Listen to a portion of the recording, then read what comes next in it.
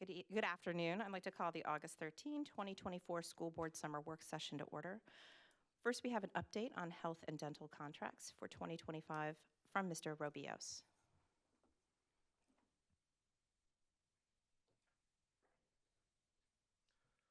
Good afternoon. So yes, we've got some health and dental information for y'all today. So CCPS reviews health and dental insurance rate renewal information annually using the guidance from our health consultant, USI. So at this time, I'd actually like to call up our consultant, Claire Harlan, to the front to review that information with you all today. And just while she's coming up, I just wanted to share one other piece of information with you. The recommended rate information you're about to hear did fall within budget expectations for this upcoming year. Good afternoon. It's nice to be here today. Let's see if I can work the technology. Here we go. I have to read it. We'll start off talking about the medical program and the prescription drug program effective January of 2025. Chesterfield will be entering your 4th year of the contract with Anthem for the medical and prescription drug benefits. Our projections recommend a 4.8% overall increase to the current budget rates for the new plan year. This is a blend reflecting a 5% increase to the point of service plan and a 4.1% increase to the high deductible health plan that has the HSA or health savings account attached to it. This is also a blended increase for both the government and the schools and is based on claims paid for the last 2 years ending April 30th, 2024, at which point the total enrollment in the plan for both the county and the schools was 11,070 employees.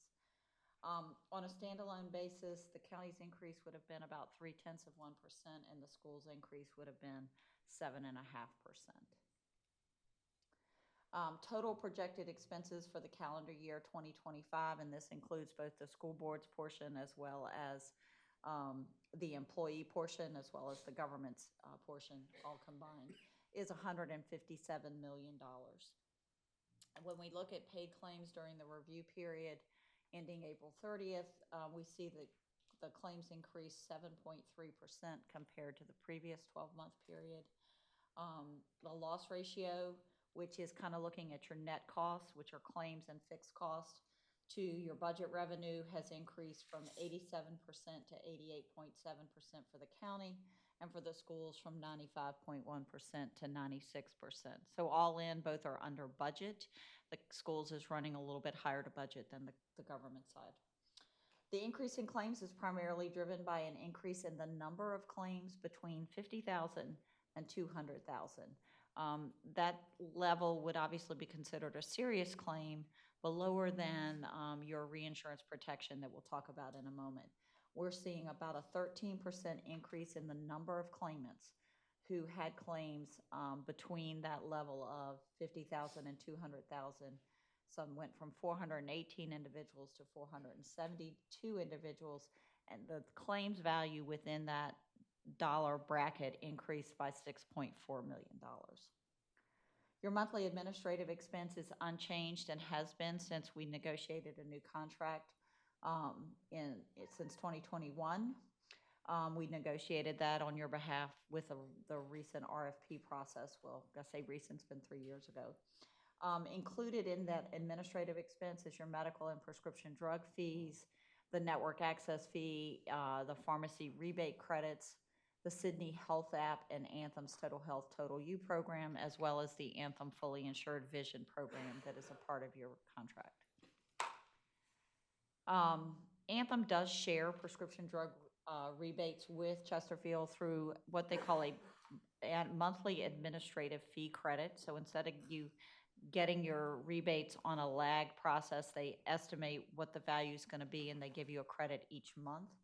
The credit is increasing from $8.1 million in 2024 to $15 million in 2025, reflecting on what we see as a lot of an increased cost and emphasis on pharmacy. There are a lot of more expensive medications out there they tend to have larger rebates. So you get that benefit in the cost reduction to your program, and you get it on a monthly basis. At the 2024 renewal, Chesterfield increased the specific stop-loss limit from $300,000 to $400,000. Now, what the specific stop-loss limit is your self-funded plan. That means you pay all the claims as they come through. But if an individual has claims during the plan year that exceed $300,000 or was $300,000, now $400,000, then Anthem picks up any balance over that amount. So you pay a fee for that protection against the catastrophic claims. Anthem is proposing an increase to that fee of 14.2%, which is in the market about an average increase because of the added risk. The per employee per monthly fee will increase from $55.39 to $63.26. I will comment that this fee is currently illustrative within this industry. Firms are unwilling to lock into a fee until we're a little bit closer to the renewal date because they want to see what's the latest and greatest. We expect that to be locked in, if not by the end of this month, then very early in September. And based on the way your plan's running, we're not anticipating any great change to what this illustrative fee is at this point. You had 11 participants exceed the $400,000 stop loss in the renewal experience period. And we always will negotiate with Anthem. If we don't think what they're delivering is a fair fee, we are always willing to negotiate on your behalf through this process. There is one plan design change that will need to take place this year. And as you'll think back at the very beginning, I told you that the point of service rates are going up 5%, while the high deductible health plan is only going up 4.1%. And that is because the high deductible health plan, because there's a health savings account associated with it, is regulated by the IRS.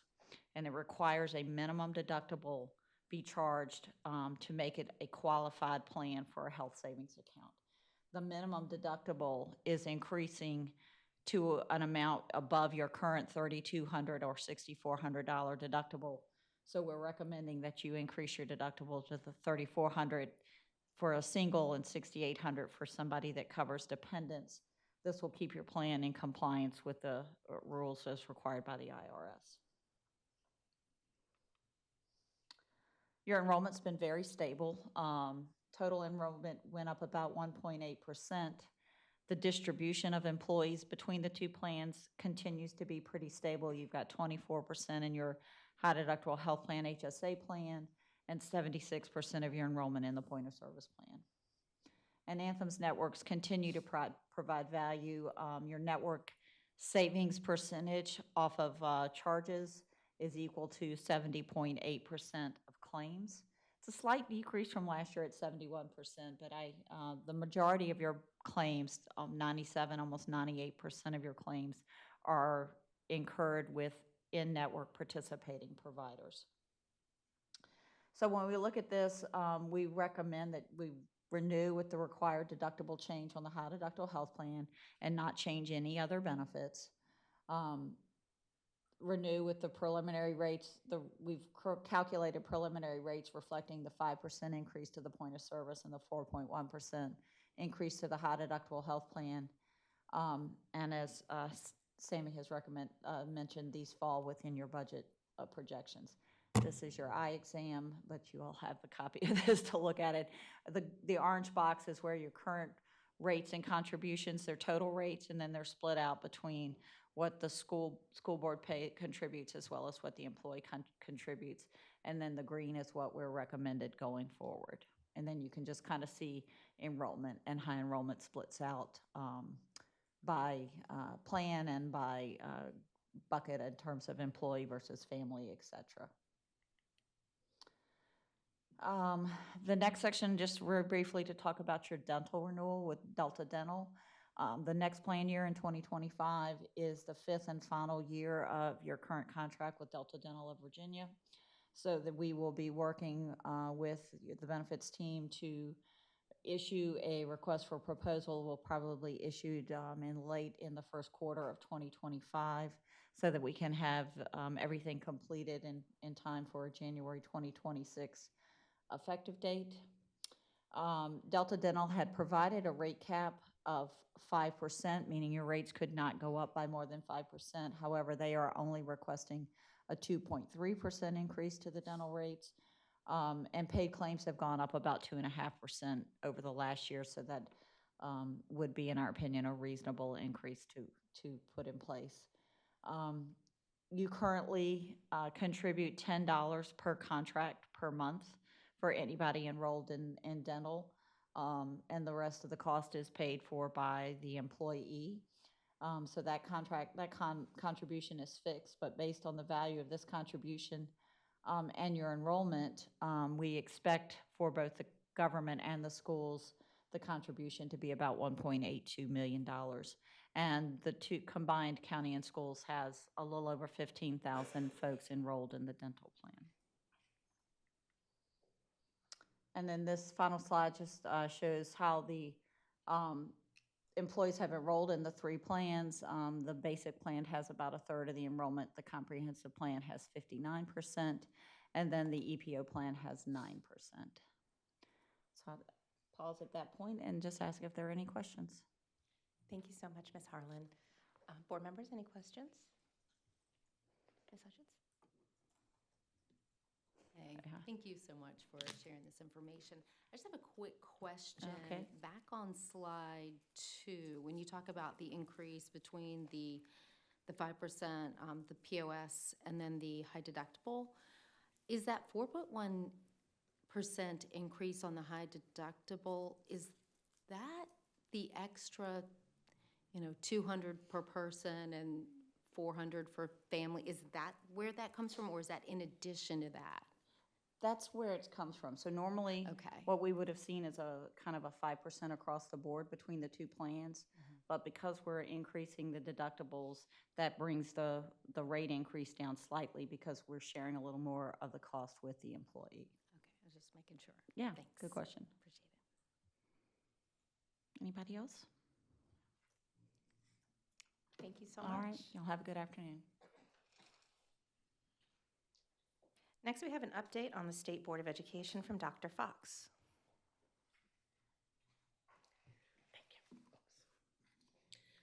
Good afternoon, Madam Chair, Dr. Murray, and members of the board. I'm here today to talk about the revisions to the state accountability system.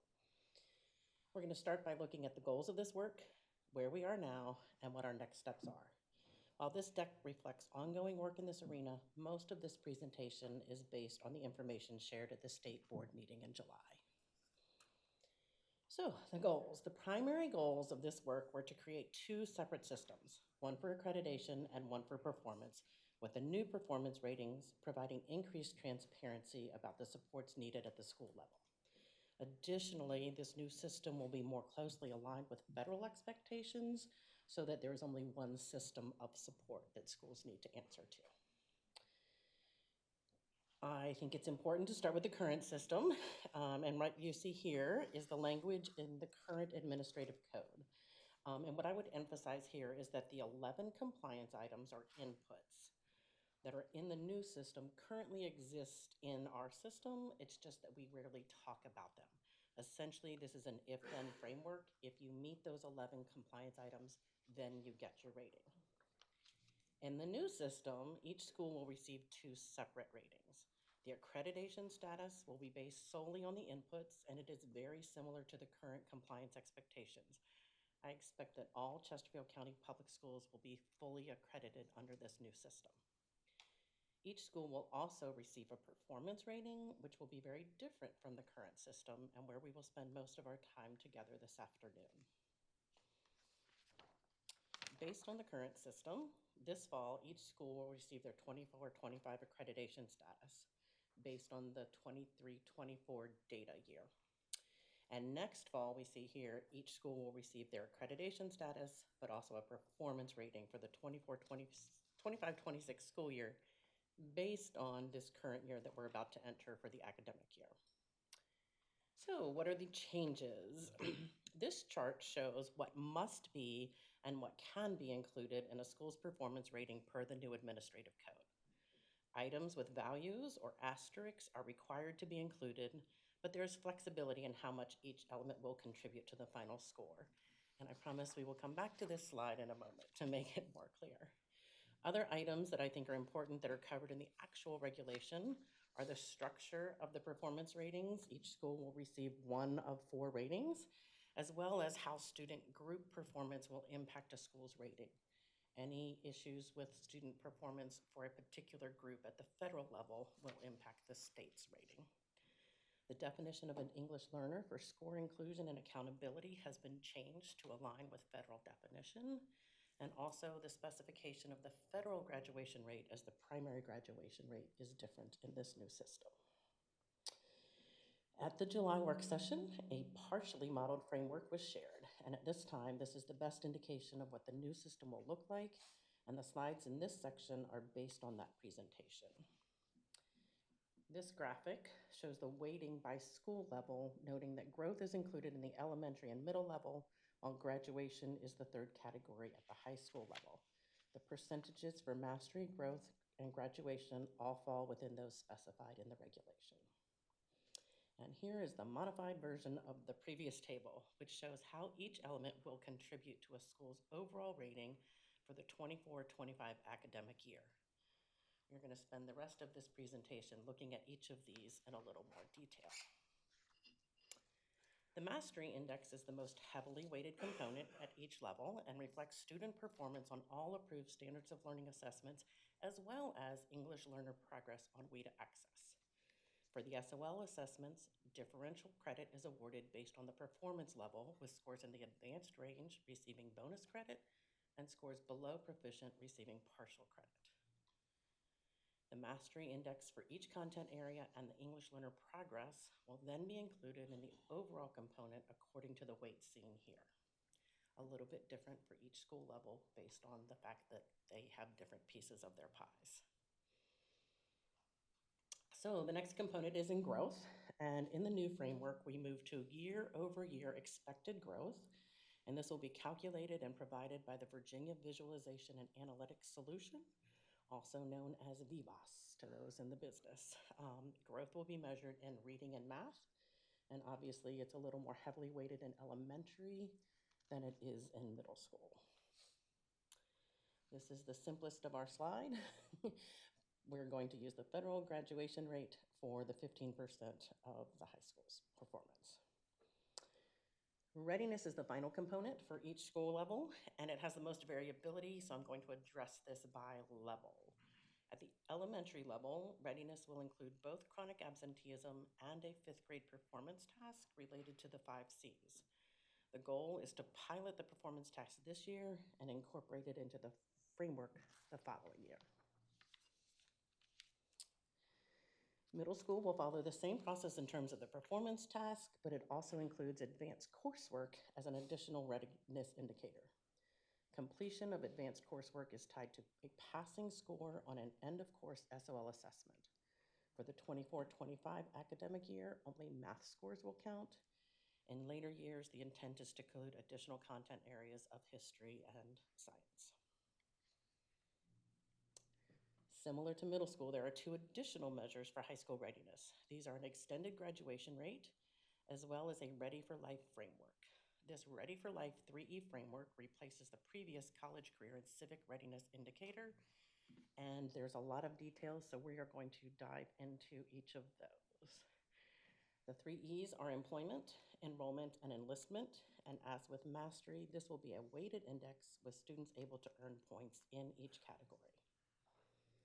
Our first E is enrollment, and I would ask you in our audience to focus on the box to the far right first. Here we see the baseline required for a student to receive points for enrollment readiness. A change from the CCCRI is that students must complete the associated exam or earn a qualifying grade in order to earn points. And as we move from right to left, rigor is increased using the test score or the course grade, as well as the number of courses required for each student. This culminates with bonus credit awarded for earning an associate's degree. The second E is employment, with points tied to career and technical education data. We see a similar progression from moving from right to left for the points awarded to the CE completer students who also earn an industry credential. However, increases in this category are based on the field in which the student earns the qualifications, not on student performance. As seen here, a high-demand, high-wage field such as welding earns the highest value. And our final E is enlistment, with points awarded based on the score for the Armed Forces qualifying test.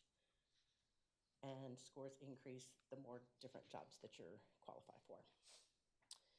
And for me, an important distinction between the CCRI framework and the 3 E's framework is that it is additive, meaning that a student could theoretically earn up to 3.25 points if they met the highest standards in each of the E's. So now we have the big picture. As seen here, the 4 performance categories will be distinguished, on track, off tracks, and needs intensive support. This slide from the July work session shows the ratings of schools from across the Commonwealth based on the 22-23 data, so that's 2 years old. As noted, this is partial modeling, as not all data is available at the time. Using this model across the state, 4% of schools would have been distinguished, 35% on track, 54% off track, and 6% in need of intensive support. So what's next? With the opening of Bellwood in July, we are in the process of generating the data for the first year of the new performance and support framework. We expect to get a report based on partial modeling using the data from the most recent school year sometime this fall. This report will help us understand how each school is performing using the new system in anticipation of their first official rating next fall. Thank you. Thank you, Dr. Fox. You're welcome.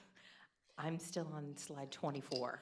I'm sorry if I spoke too fast. Would you like me to get back and redo No, that? there's just, there's so much. There's a lot. There's so I agree. much. There's a lot. Board members, do you have any questions or comments regarding the slide presentation? Mr. Pronto? Thank you, Madam Chair. Dr. Fox, thank you. You're welcome. So I want to go back to understanding the framework for enlistment on page 24, which I think is where. I'm here. Okay, very good. Yeah. And I'm reading the bottom part. Minimum AFQT scores based on 4 of the 10 ASVAB subscores vary for different branches of the military. So because they do vary, how are the points? I'm not following how you base a half a point and 3/4 of a point and a whole point when our own military branches score differently from one to the other on the same ASVAB test. So could you go a little bit further into that for us? So I'm going to say that a lot of this is based on my understanding. I do know that the ASVAB is a percentile based. So if you're in the 31st percentile, and I feel like the basic you are eligible for any job within the military for most of our branches is right around that 31 mark, which is why they've decided on that. If you were to score between 31 and 39 or 49, then you qualify for these jobs. If you get between 50 and 64, if you're in that percentile, then you're eligible for different jobs that are higher rated jobs, similar to the career framework or the employment framework where, like this is a high demand field versus a high demand, high wage field. So what they're equating that 65 or higher to is a high demand, high wage field, but a military opportunity. Okay. I appreciate that explanation. And then while I have you, before I give up my mic, going back to the framework in regards to, and I apologize, I'm not sure what page or what slide this was on, but you were talking about forecasting, or that is based upon some data, but not all data as far as where the school stood. Yep, thank you, 26. Is there a projection? So right now, what you're saying is 54% of our schools are off track? Yes. Based upon the partial model of data that's been rendered? Yes. Okay. So is there any projection from your standpoint, looking at the data and what the requirements are now going to be for these performance levels, that number decreases or increases?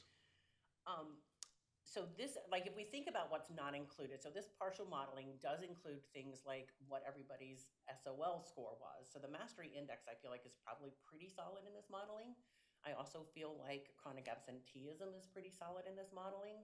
I know that right now we currently don't share the ASVAB data with the state. So that element of the modeling could not happen. I also know that in the past, in terms of the CTE completers and credential earners, we share that they earned one, but not necessarily what field they earned it in, is my understanding. And so that data has to be only partially modeled. We can't really tell what it is. So that's what I would say is, and I feel like even like this fall, we'll get a semi-picture still on partially modeled data. Next fall, we'll get the first ratings based on, again, a partial framework because we are unable to include things like the performance tasks. So I feel like we are at least 2 years away from getting a solid, firm, this is where your schools stand with everything included. So fall of '26. Fall of '26. You're saying we would have a better understanding. We'll get the final picture. Okay, Yes. okay, thank you. I will also just, we mentioned the mastery index. We know that we are testing on new reading and math standards this year, and that always has an impact on student scores. So that will impact what it looks like coming next year. Thank you. Yes. Hello, Dr. Fox. Hello. I have a couple. I'll start with this one since we're on this particular slide. So just for clarification so that everyone understands, that's just the state of Virginia. Those schools listed there are the state of Virginia, not necessarily, because we only have 67, right? So Yes. that's not, we don't know where we fall Yes. in that area. But my question would be, for the ones that are off track and needs intensive support, did they indicate that they were going to provide additional funding to help get our schools, whoever they are, back on track? Not to my knowledge. When I watched the July board meeting, there was an intention to support these schools, but there was not a clear intention. And one of the board members asked, "What do you mean by?" And there weren't any clear, like, this is what we will do. I'm not aware of any additional funding that is coming this way or to the BDOE. So it's up to them, I guess, what supports they will provide and what exactly they will look like. Okay. My next question goes to slide 10. And that's where we were talking about the board regulatory actions. Yes, sir. So for clarification, again, Yes. for student groups, Mm-hmm. how do we do it before this? How were our students grouped prior to them telling us to do it this way? So like in the current system, Mhm. there are 2 indicators that specifically speak to achievement gaps. There's academic achievement for English, math, and science, and then there is achievement gaps for English and math. And what we see is that each reporting group gets their rating. So if you were to look at a school quality profile right now, you would see what we call the TUBESOC report of red, yellow, and green for English with each of those reporting groups listed. And then you would also see that for math. And I don't know what that will look like in the old system. What I know is that if a school is identified for federal support, their overall rating will drop. So for the larger audience, the student groups we're referring to are African-American students, English language students, white students, Asian students, and then there's an other Yes. category, correct? Yes. So those are the groups that we will no longer be using. So Or the correction, it won't be identified by school individually. It'll just be an aggregate number. I don't honestly know what it's going to look like when they actually put it out on paper to say that. I haven't seen anything other than the model that was presented at the July meeting. Okay. My hope would be that we would at least understand the overall rating for each reporting group, because if we're trying to be transparent and understand where schools need support, I would think that would be critical information, but I cannot speak to what they plan on doing. And then my last question on this slide is regarding the English learners. We were at 11 semesters? So yes, for state accountability, a student who had 11 semesters of learning in American schools or U.S. schools up to 11, their score could be excluded. So let's say you had a third grader, they would be, if they started in kindergarten, 2 4, they're in their 8th semester. But if they take the test and pass it, then we could include it. But if they took the test and failed it, then it could be excluded from that accreditation rating. So generally, most third and fourth graders, because unless they're repeaters, would be excluded from that calculation for the school if they did not pass. And under this one, we're making it 3 semesters now. Yes. So we're talking about a child who came from wherever, has never spoken English before, and now we're going to assess them at 3 months of English. Well, 3 semesters. 3 semesters, I'm sorry. But 3 yes, semesters, 3 semesters. of And that's learning part English. of aligning the state system with the federal system. The federal is pretty strict on their guidelines in terms of how you can adjust for English learners. And the federal guideline is 3 semesters. So because we're aligning that, then that will be what we use now. Not you, Dr. Fox. Thank you. But the entity that came up with this, so the assumption is that you can learn a foreign language in 3 semesters. So for those of us on this board who took a foreign language and it took us more than 3 semesters, we are off track, right? Well, that I would will be the also say equivalent. there is the state, we participate in WIDA access testing for English learners every spring, or actually winter. It's usually January, February, March. And there is I'm going to jump down to the framework model here. You see here line 2 of the Mastery Index. We are incorporating the English language progress via WIDA in that. So a student could technically not pass their SOL, but they could have made enough progress year over year for the WIDA to be counted as credit there. So 2 ways of looking at that in terms of their English language acquisition. And then my last question. Yes, ma'am. For that second performance rating, it's accumulation of points, Yes. correct? So if we go to, I guess it would be back on slide 26. Okay. Sorry for the listening No, audience. it's okay. Or the viewing audience who might be getting dizzy now. Yes, ma'am. So in order for us to have enough points to not be in the off track or needs intensive support, if you go back one slide, the new CCRI model, which is the 3E plus the mastery, Yes. will determine, and our graduation rate will determine what our total points are. Adding all those things, whatever they're weighted at, adding all that together. Yeah, I'm will going to come up go with. here for high school. So Okay. they can get a total of 35 points. So remember, this is Each student or each high school? Each high school can Okay. get a total of 35%. So it would be like, what percentage of your kids qualified for or whatever your Ready for Life framework is, and then we're going to multiply that by 25% because that's 25% of the equation. 5% is going to come from your extended graduation rate. So up to 25 points out of that 100 would come from the 3E framework. Okay. Thank you. You're welcome. Thank you. This has been very not enlightening. I have so many questions, and I'm not going to ask them all, but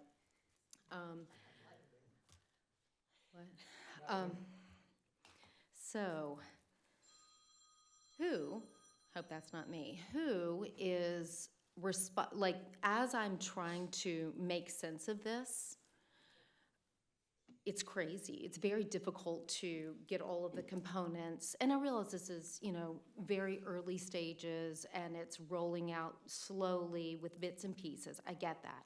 Yeah. It feels like to me that someone somewhere is going to have to do some pretty serious math. And it feels like it's going to be a school counselor. I don't know why I think that. So I would say no. Oh, good. If I look at, I'm going to go back here to where we are. In terms of the Mastery Index, that is something that my team, like right now, my team does projections based on everything that we know. We can definitely project what the Mastery Index score will be for each score. English language progress, we can predict as soon as we get those results, which is usually late May or June, so that can be added in. Growth is something that we will not be able to predict. Growth in this new system, and we will honestly never be able to predict. Growth in the new system is based on every student who took the test and the students who are like them. And so that is something that we will have to rely on the state to tell us. That calculation, I think, is part of the timeline for getting the results, and that's going to be in October probably is when we will understand what the growth looked like at each elementary or middle school. Graduation, we can pretty much, like we know who's in this federal cohort, we can identify that. Chronic absenteeism is a moving target because it's based on student membership, but we can come pretty close to understanding who's been absent or not, so that one's predictable.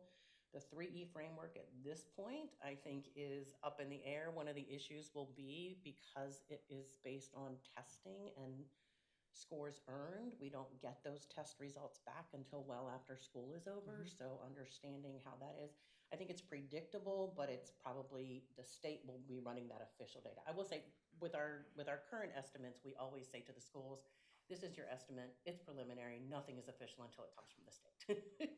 Nothing. I think the work of the counselor there will be understanding, but for me, that's work that counselors are already doing. They work with each student to say, what is your path forward in life? And honoring multiple pathways that maybe it is enlistment. I mean, my nephew's in the Navy and he loves it, and that was his only path.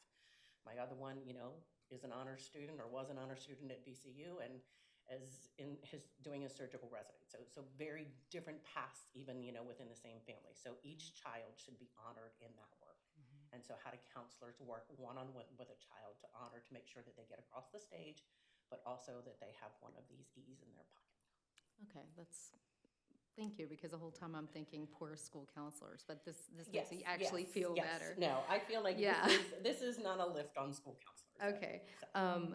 so let's see. I am all right, so I am curious if this is a short answer.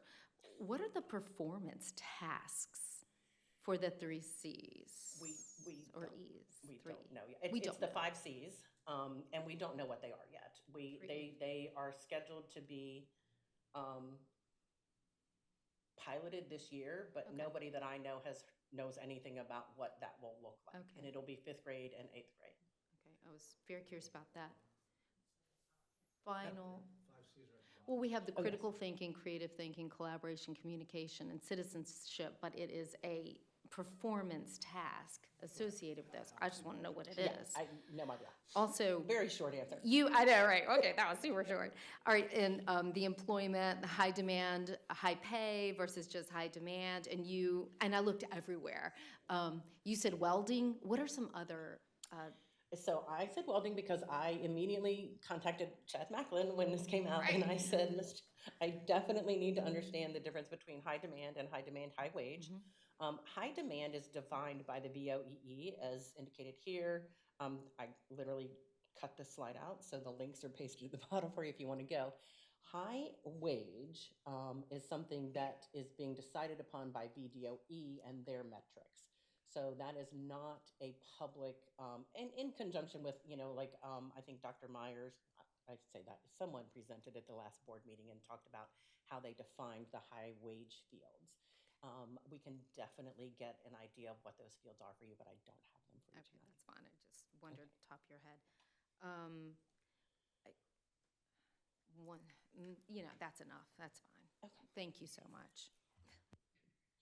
I just have 2 questions. Yes, One is on the high school slide where you're talking, of course, absenteeism. We'll keep going. This one, Right there, yes. Can you expand a little more on the extended year graduation rate? What is? Yes, so this rate is honoring the difference between the federal graduation rate and the Virginia on-time graduation rate. Virginia allows for something called sliders, in that a special education student or an English language student who needs extra time to graduate can be moved into a later cohort. It also, this one is looking at, hey, we're giving you 6 years to get everybody across the stage.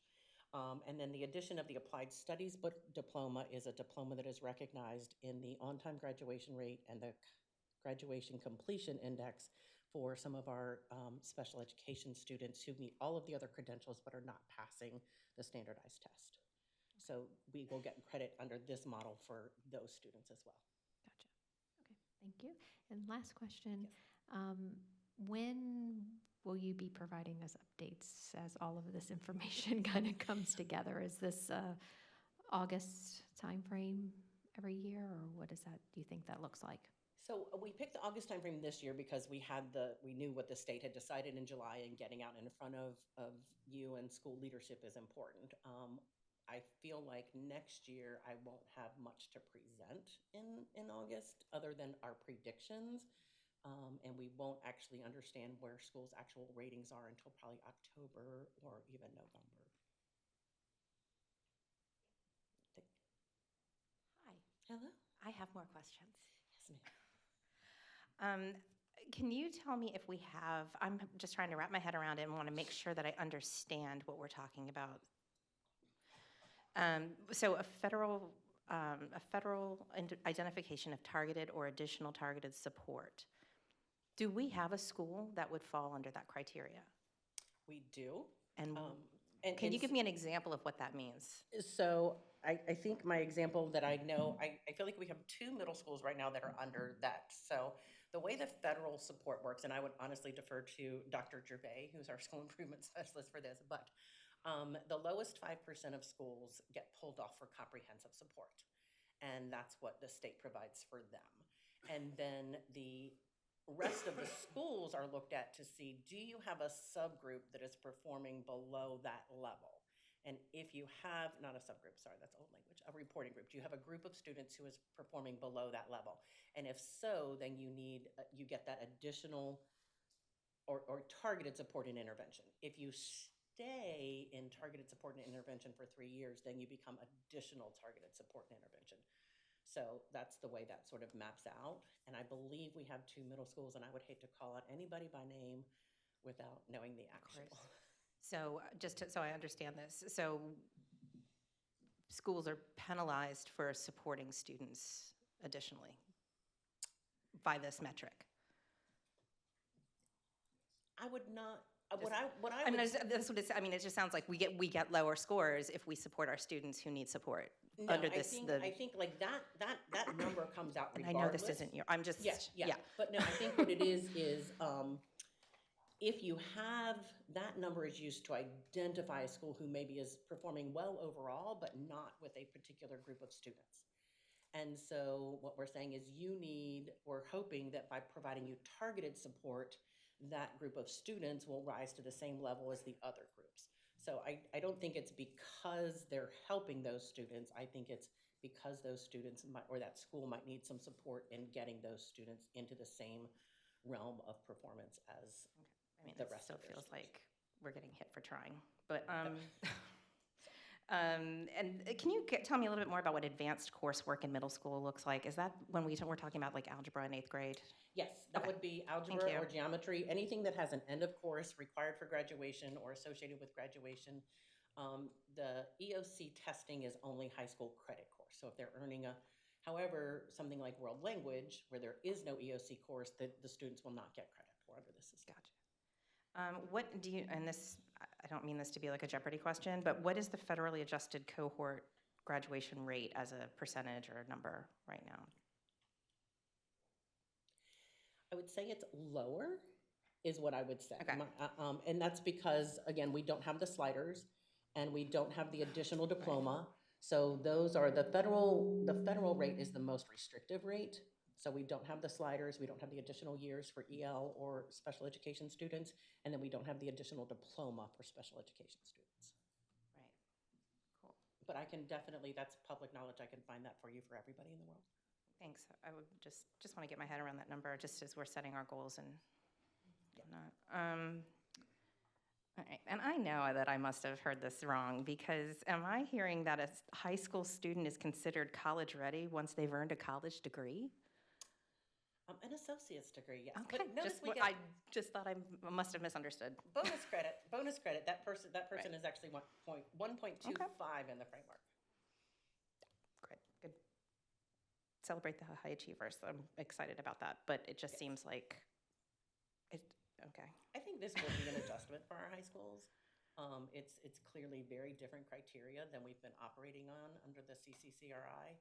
I will also point out that when we shifted to the CCCRI with the 2018 revisions, we had 4 years to get high schoolers across the stage meeting those credentials. We were not going to have this. This goes into effect for our cohort of 2025 next year. They have 1 year to garner these credentials. Are we seeing the earning of an associate's degree equitably distributed throughout the county, the high schools in the county, or do we have high schools that more are earning that? Cannot answer that Okay, question, but that's fine. happily to find it out for you. Thank you. I mean, it really just keeps going downhill from here, sorry. I mean, and to Mr. Ferranto's point, the ASVAB scoring is troubling. And I know that this comes from the state, this is not coming from your department, but I'm disappointed that the state board chose to go with this value system for our students who choose to enlist. And I hope that at some point it's reconsidered. But I will leave it at that, and I appreciate your time and your work. Thank you. Well, thank you. I have one more question. I apologize, Dr. Fox. As far as high schools are concerned, so our specialty centers. So if we have a student in Midlothian that's attending, say, the Governor's Science Academy that's at Cosby, their score, is that attributed to Cosby's overall academic achievement or Midlothian's academic achievement? So scores for students are based on where they attend. Okay. So Very good. Thank you. Okay, one more, sorry. What about Code RVA?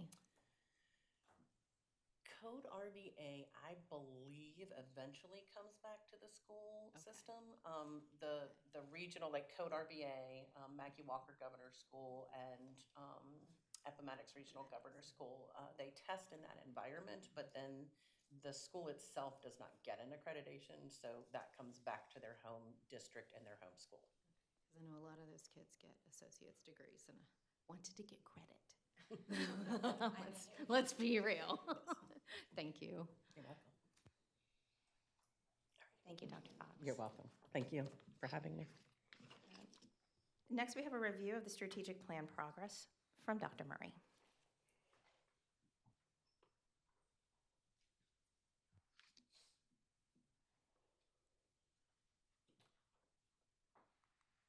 Yep, that's good. Well, thank you, Madam Chair. Also just want to take a minute to thank Dr. Fox.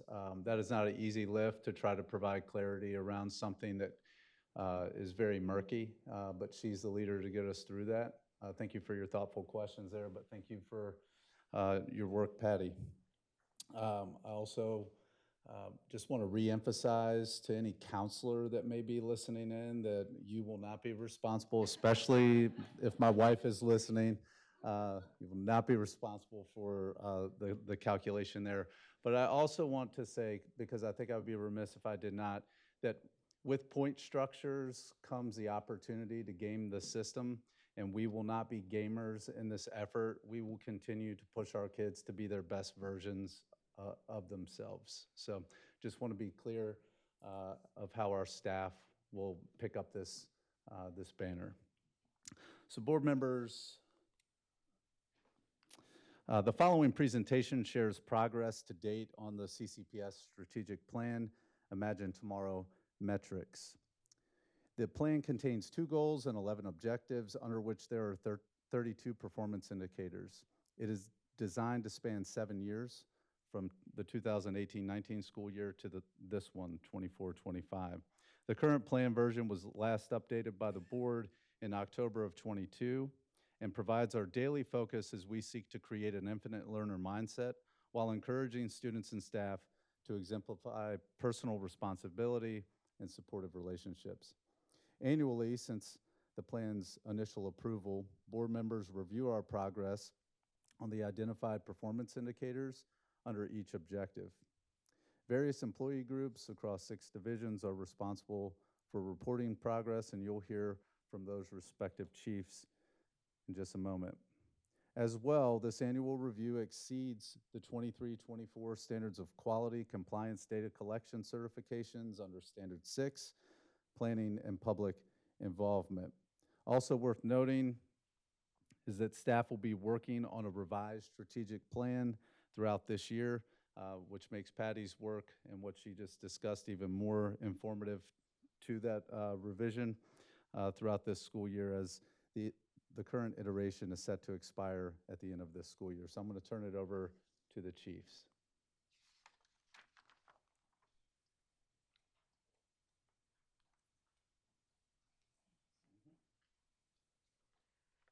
Good afternoon, Board Chair, Vice Chair members, and Interim Superintendent. From the Department or the Division of Teaching and Learning, I will be reviewing with you 8 performance updates that fall to us each year to annually track under objectives 1.1, 1.3, and 2.2. To be mindful of a few things as we get started with this deck, the CCPS Board did approve the plan that has been revised in October of 2022, which reset our data collection and change some of our measurements. So we're really reporting from that year forward in this deck. Also, as Patty bedazzled you with all of that information, I will be noting as I go through my slides where many of the performance measurements we're currently reporting on, we will not be reporting on again because of the changes we're predicting. So as we get to this first slide, our first measure for objective 1.1 looks at early literacy. And since the 2022 strategic plan revisions, we now do report race and ethnicities as shown here and as is available to us. Objective 1.1 reads, to meet or exceed performance expectations on state assessments for all students. The percentages noted here represent our students not identified as needing reading intervention through the administration of the PALS assessment. PALS is an acronym for the Phonological Awareness Literacy Screener, and its benchmarks are set externally by the University of Virginia PALS office and the University of Virginia School of Education and Human Development in partnership with the Virginia Department of Education. The numbers in parentheses note our student counts. Noteworthy, 2023-24 is the last year of PALS testing as the state is partnering with UVA and shifting to a new tool to assess early learning literacy beginning in 24-25. That new tool is called VALS, and that stands for the Virginia Language and Literacy Screener. This is one of 2 slides for Objective 1.1, and as noted, this slide is for first grade.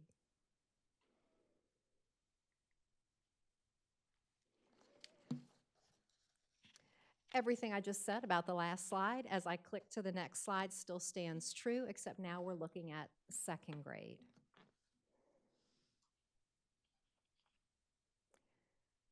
You'll note at the bottom of the slide, we've made a notation that we can only share with you the reporting categories that PALS provides to us, so you will see on other slides that there will be additional reporting categories when we have that information. Still in Objective 1.1, which again is to meet or exceed performance expectations on state assessments for all students, we switched in 2022 with the updated strategic plan, and we moved away from reporting the NWEA MAPS, which stands for the Measure of Academic Progress Assessment, to report the Virginia Standards of Learning. So the percentages shown here on this slide represent students who passed or demonstrated growth on the mathematics SOL across the entire division in grades 3 through 12. Also noted here are the preliminary results with state final data collection due later this fall. So that little asterisk on the 23-24 line tells you that those numbers will not be permanent, and verified by the state for another month or 2, but we will share those with you when we get them.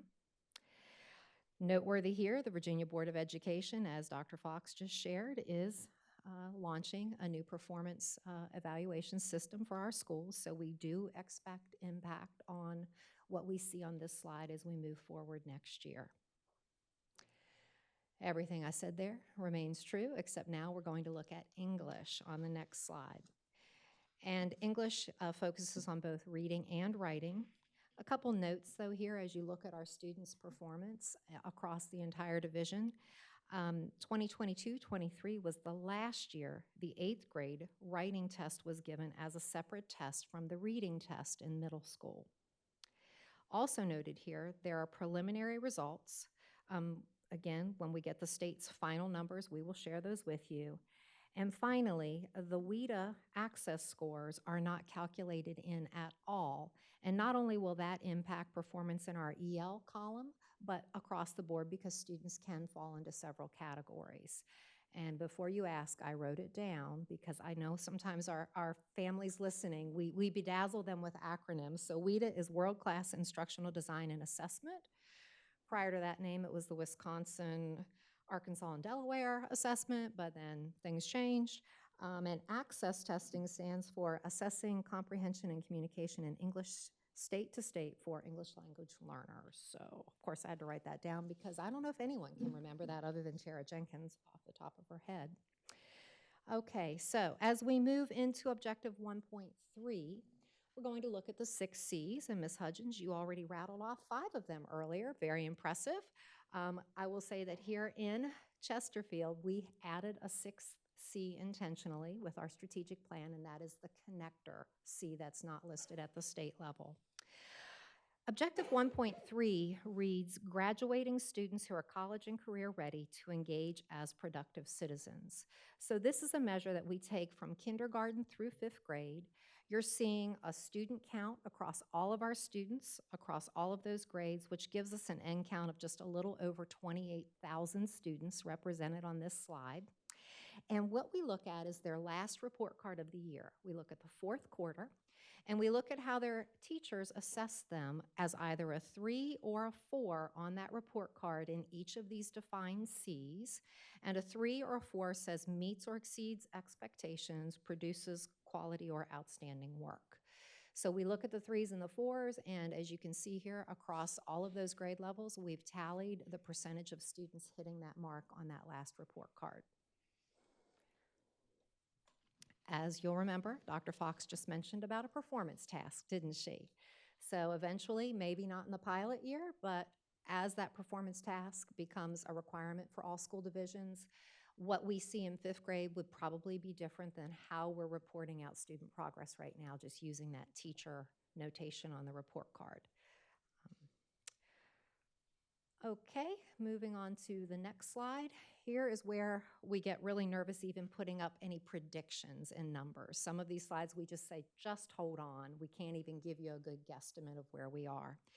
Under Objective 1.3 again, this slide is reporting the graduating class, but it is also reflective of that graduating class performance over their 9th through 12th grade years. So we pull it senior year, but it's a culmination of 9 through 12. As noted here, 2024 data has not been received from the state. For the blue column, though, the current target of 85% for accreditation reflects the number of students who meet at least one criteria. That's what we would want to see when we share with you the 24 data. We want to see at least an 85% there. The columns to the right show percentages of students under each of those indicators who obviously achieved that completer or that acknowledge or that category. But please don't try to add left to right and get 100% because we have overachieving students, right? We have students who will earn advanced coursework and service learning and work-based learning. You know, a lot of our students are this plus this kids. They do even more. So didn't want you to try to get that math to work out. And as Patty already reminded us, the Virginia Board of Education is in those final stages of creating a new performance and support framework. So this metric will shift significantly as we move away from CCCRI to the 3 E's framework, employment, enlistment, and enrollment that she talked you through. All right, the next slide. We're going to focus in again on Objective 1.3 to graduate students who are college and career ready to engage as productive citizens. And we're going to look at Virginia on-time graduation rate as it's defined now. And as you can see here across the reporting groups, we look at the state in parentheses below. Are we above or below the state performance? This is one we're not comfortable giving you yet because we can't guess what the state numbers are. And because summer school graduations do calculate into this, we really want to wait until we get credit for all of those final successes this summer, and then you will see our final numbers for 2024 as we update you. Oh, and I'm on my last slide. I'm so sorry to report I'm about to hand this off. But here we go for the final objective, 2.2, which reads to improve student health, social readiness, well-being, and citizenship. We use the fitness gram assessment to measure as a tool in grades 4 through 12. So this is a culmination of 4 through 12. And students have to show fitness in 4 of 5 fitness zones in grades 4 through 12. And I bet you're wondering what the 5 standards are. 4 or 5 standards. So the standards are aerobic capacity, body composition, muscular strength, muscular endurance, and flexibility. So here are our students in grades 4 through 12 who are meeting the percentage or exceeding for 4 of the 5 standards in those categories. And I am thankful I do not take that assessment. So that is, as I said, my last slide. Before I hand off, I believe Dr. High is next. What questions can I answer regarding those measurements and our strategic plan progress for you? I think it looks like we're going to keep this rolling. Okay, very good. Thank you. Dr. Hott?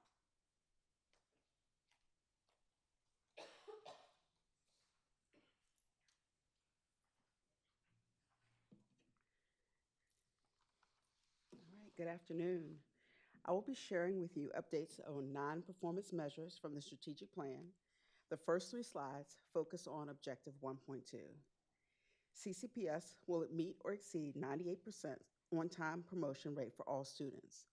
On-time promotion represents students who are identified to move to a higher grade or have exited through graduation. CCPS continues to have high rates of student success as demonstrated by our promotion rate. The rate for the current year is preliminary and will be updated in the final report shared with you in the fall. We are currently meeting this objective for all of our students. There are a few student groups where we're slightly below 98%, but we're on the right trajectory. This metric focuses on the percent of test takers viewing scores within the College Board platform. Connecting with College Board resources was added as a monitoring metric with the October 2022 plan revision. However, comparable data for previous years is not available due to changes in the College Board reporting format. Here you see that 30% of our 10th graders and 46% of our 11th graders access the College Board platform. Assessing the College Board account and viewing the results is the first step toward connecting with additional resources. So again, by 2025, 90% of our CCPS students earning an advanced or standard diploma will be enrolled in at least one AP, IB, or DE honors credit course. This metric is focused on seniors and considers the entirety of their academic career while enrolled in Chesterfield County Public Schools. The October 22 revision to the strategic plan expanded this metric to include the honors coursework in addition to the AP, IB, and DE. And this was to emphasize that there are multiple pathways for life success following graduation. This metric is also trending up, and there's a significant increase for all groups from 2023 to 2024. More of our students are enrolling in advanced coursework. Now we will look at Objective 1.3. This metric was also included for the first time in the 2022-23 update as part of the revised plan. These percentages represent career planning activities done through our Major Clarity platform, which includes various career planning activities. Academic career planning is a continuous process throughout a student's academic career. Students work with school faculty and staff to explore career opportunities and learn more about the world of work. CCPS students began exploring this platform at grade 4.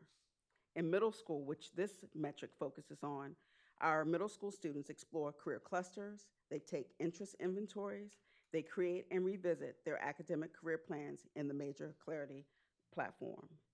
Students work with their counselors to connect course opportunities for their academic and career goals. You can see from this data that there has been a focus at the 7th grade level to increase career development activities, therefore making our 8th grade metric more consistent and reinforcing student planning. Also to note, Attendance and transiency are among the factors that may affect the overall percentage of students who use the activities in the platform. The next two slides will provide data on objective 1.4. School attendance and absenteeism is one measure of student engagement. Chronic absenteeism is defined as missing 10% or more for the total membership days. Per the VDOE, only those students who were enrolled in a school for at least 50% of the membership days are counted in this measure. This ensures that a student only counts once in a given year. From 2022 to 23-24, the percent of students who were chronically absent is decreasing. This is going in the direction that we want, but there's always room for improvement. Something to note is that any increase in student discipline that results in suspension also factors into our chronic absenteeism. Our division and school leaders continue to work closely to determine ways to engage families and students to help them understand the importance of being in schools. We have hired attendance support specialists for this year to work with schools that are in need of targeted support to assist in addressing students' absenteeism. Another indicator of student engagement is discipline. In this case, the metric examines disproportionality in student suspensions. This is a comparison of total students as compared to a specific population of students. The threshold for disproportionality is 3.0, meaning that students within that population are at least 3 times more likely than their peers to serve 10 or more days of suspension in a given year. For example, we would compare all non-white students to white students to determine if there is any disproportionality. During this most recent year, our African American students were more likely than their peers to be suspended for 10 or more days, hence showing disproportionality. Now, we do have some proactive measures that we use to address this. We have staff who are working with schools on restorative practice training, which is a promising practice to reduce disproportionate discipline. It includes proactive circles, restorative chats, and restorative conferences. We've also engaged about 32 of our schools in completing a series called the Supporting Challenging Behaviors. This provides schools with a framework for settling for advanced tiers to reduce disproportionate discipline and reduce unnecessary inappropriate behavioral referrals to special education, and this has been in collaboration with our special education department.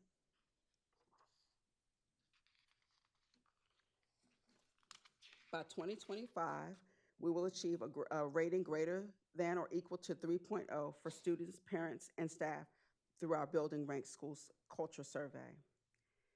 As with many of our other metrics, this also was included in 2022 revision, with a focus shifting from the CCPS Omnibus Survey to the Building Culture domain of Building Ranks. Students, parents, and staff all responded to similar questions on the building culture for this past year. The scale, all responses are measured using a 1 to 4 scale, with 1 strongly disagree and 4 strongly agree. In other words, higher scores indicate more favorable perceptions, and we're looking at a 3.0 or greater. You'll see here that in 23-24, we had 63.6% of our students participate and give a higher than 3.0, 80.6% of our parents, and 76.1% of our staff. Objective 2.4, the final metric for school leadership compares program demographics for population demographics. This is done through the rate ratio. Ratios greater than 1 indicate that a student group is overrepresented in a program, while ratios less than 1 indicate underrepresentation. This slide looks at students enrolled in the Center-Based Gifted program. The demographics of Asian, multiple, and white are overrepresented, and Black, Hispanic, EL, and students with disabilities are underrepresented for our CBG program. We're also working with schools to promote access to this program. We cultivate talents in our students in K through 2 through an Inspire program offering that are available to schools. We provide community engagement and educational events with dinner, translators, and other support.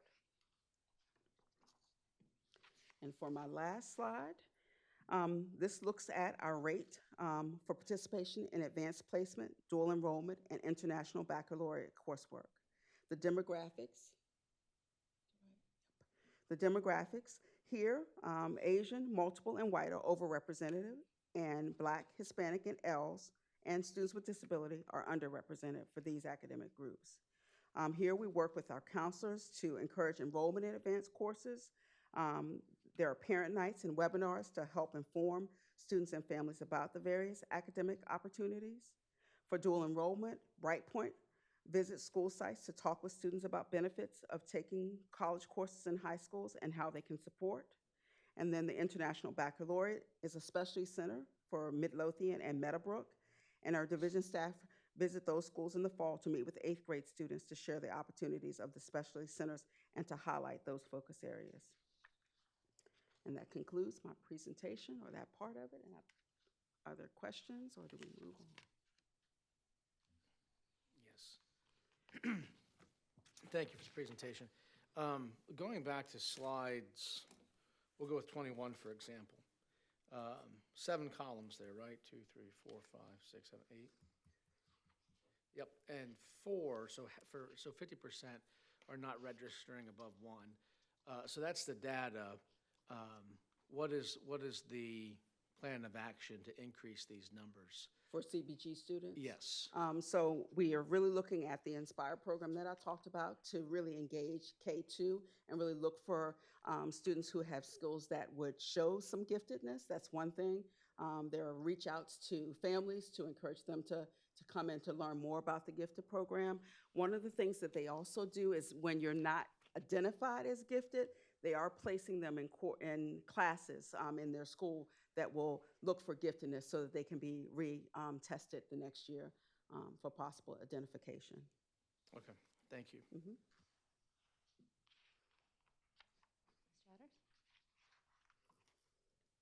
Thank you for the presentation, Dr. Hyatt. I just had a couple.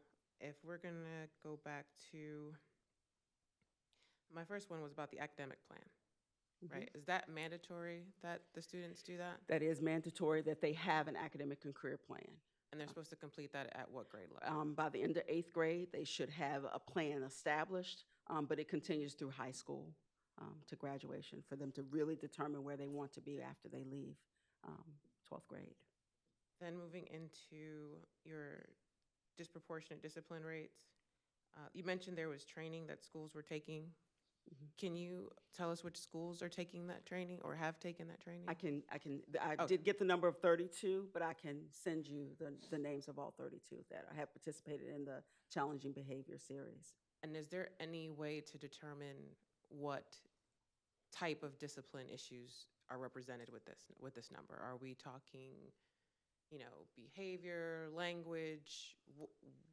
I'm trying to figure out what is the common thread between why for 2 years straight the African American students are 3 times more likely to be disciplined over their counterparts. I can't speak to specific reasons for discipline, but of course we're following our code of conduct to follow the codes through the SBAR that qualify for suspensions. But specifically, I can't speak to exactly what are the... So this data is supposed to tell us that, for example, let's say it's language, that the African American student might have foul language, but the white student also has foul language, but the Black student is punished 3 times more often. That's what this data is showing. If foul language is a suspension. If the discipline issue was foul language. That's correct. Or fighting, or whatever the discipline Correct. issue is, that we're not adjudicating it That's correct. fairly. There definitely are some repeat offenders.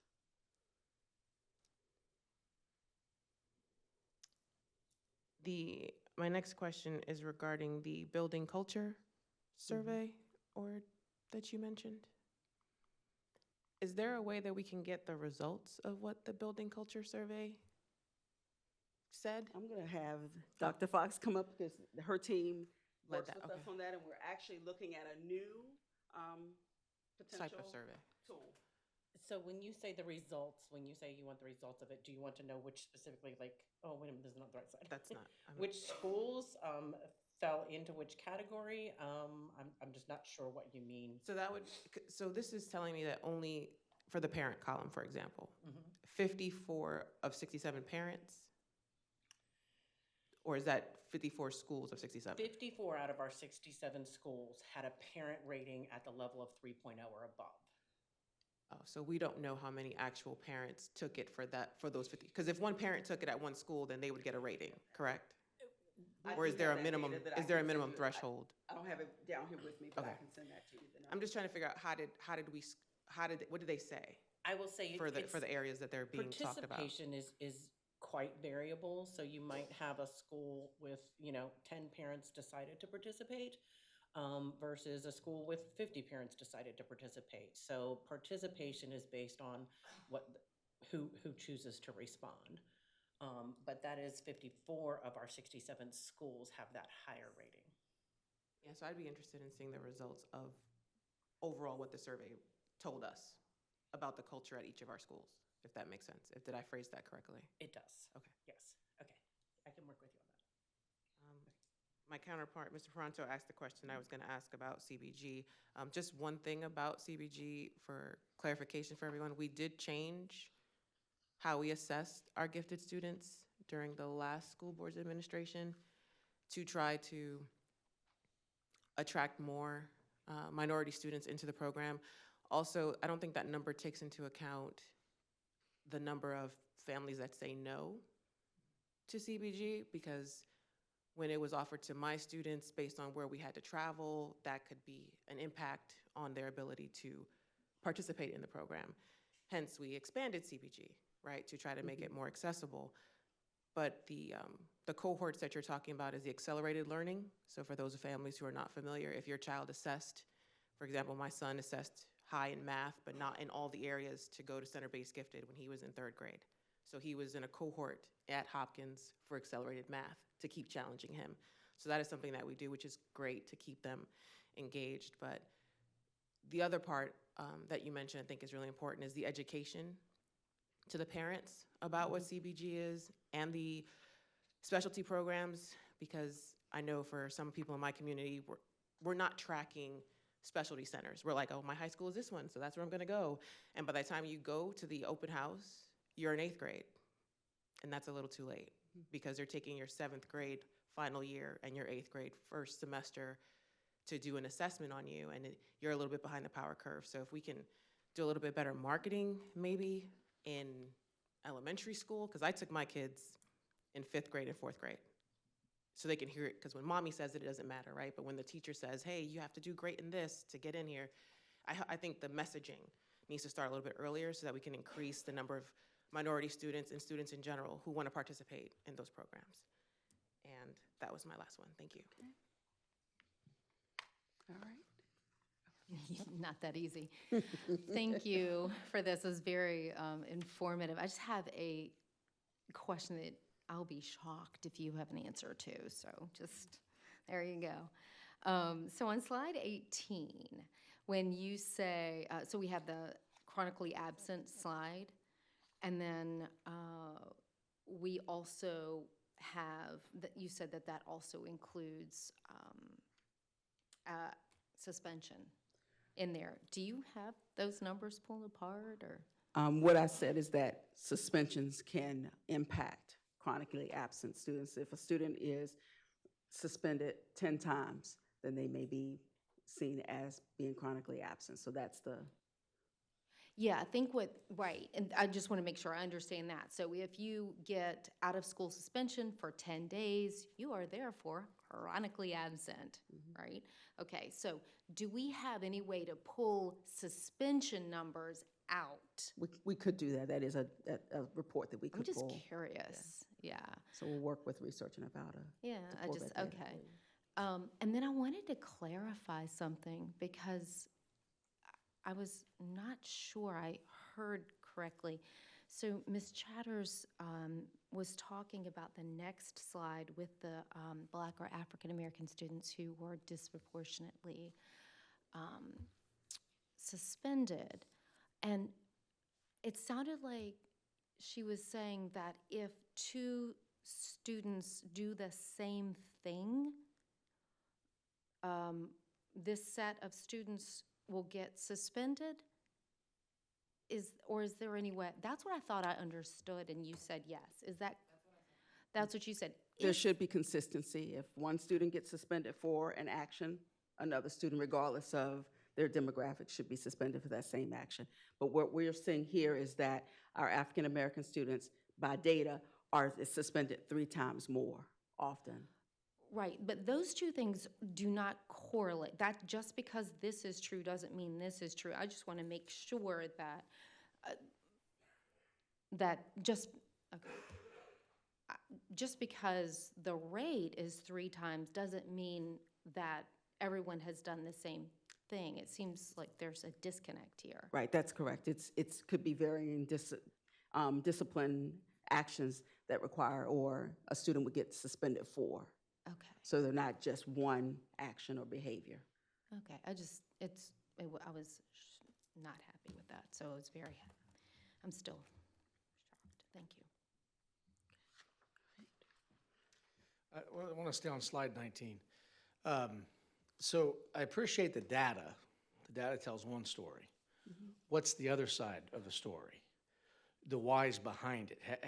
What are we doing to understand the whys in regards to, we have repeat the same population from 22, 23 to 23, 24, right? So for me, red flags are going off, bells are ringing.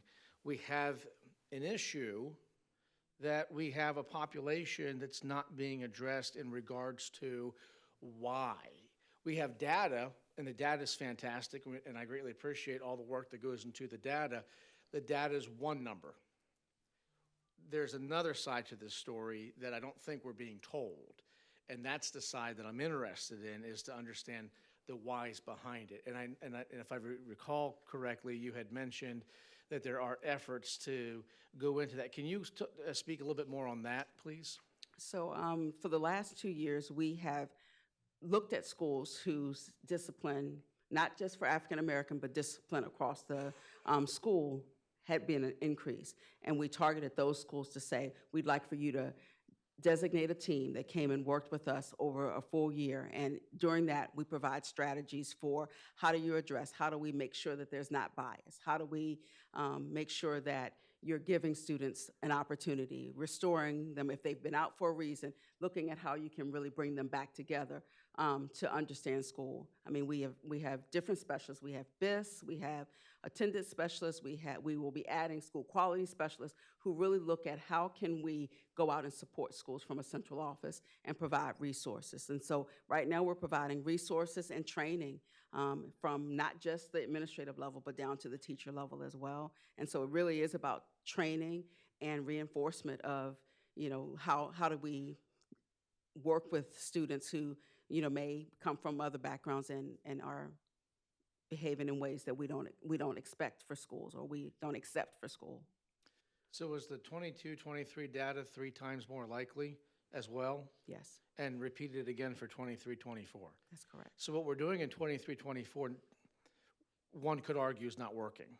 Excuse me, for 22, 23, to reduce that number in 23, 24, one can argue that those efforts aren't sustaining the result that we're looking for, which is a decrease in that. So do we have data from 22, 23 after these things were put into implementation to show whatever those metrics are going to look like, and then comparing that to the 23, 24 to try to understand why we're still at the same number? I mean, we definitely have data where we can look to see what students are being suspended at individual schools. That would be broken down more than just saying whether it's disproportionate or not. That is some data that we have collected and can share with you. Okay. I'd very much like to see that data. Thank you. Mm-hmm. One more thing. So what are we doing moving forward if it is true that people are being same thing, different punishment? Or what is happening for that? We should be consistent across the board. How do we ensure that we are? And with suspensions, it does go to our student conduct office. And so there we'd also be able to look to see if the same students are coming for the same infraction. So that's another place that we can have conversations with our student conduct department or office. Okay. So just to give an example for this right here, we sat in a meeting with James River, Lisa and I, regarding student behavior and some issues that they were facing. And one of the things that the principal made a recommendation for that I supported is that the way the infractions are put in the system do not give the teacher or the administrator an opportunity to fully delve into what the actual issue was. So for example, language, foul language and racial slurs are not the same thing, right? You call someone the B word is not the equivalent to you calling someone the N word. But the system does not allow for the administrator to be able to break that down to pull so that we can see, to Mr. Paranto's point, what data points are telling us. Are we having an issue with cultural insensitivity, right? Are we having an issue with just teenager being a teenager, loud and rambunctious, not trying to sit down? You know, you're always up in your seat. But and just to clarify, I did say that it was students are committing the same infractions and being punished differently. I did say that because it's unfortunately accurate, right? We have parents that continuously remind us of the situations that are happening to their students in classrooms. And I agree with Dr. High about this. That's why I'm interested in this training and which schools are taking it, because hopefully it's the schools that have the disproportionality metric that is too high. Because until we can understand that we all come from different places and how I communicate and how I say certain things is not disrespectful to other people, but is viewed as disrespect when it comes from me versus when it comes from someone who doesn't look like me, we have to tackle those issues, right? Those are I call them the easy targets, because we can help how you see those interactions. And so I'm hoping that this training is doing that, and that's why I'm really interested in where these 32 schools are. Hopefully all of our schools eventually will get a chance to take this training, and I hope, to Mr. Paranto's point, to see a decrease in the numbers going forward for 24-25. Hi,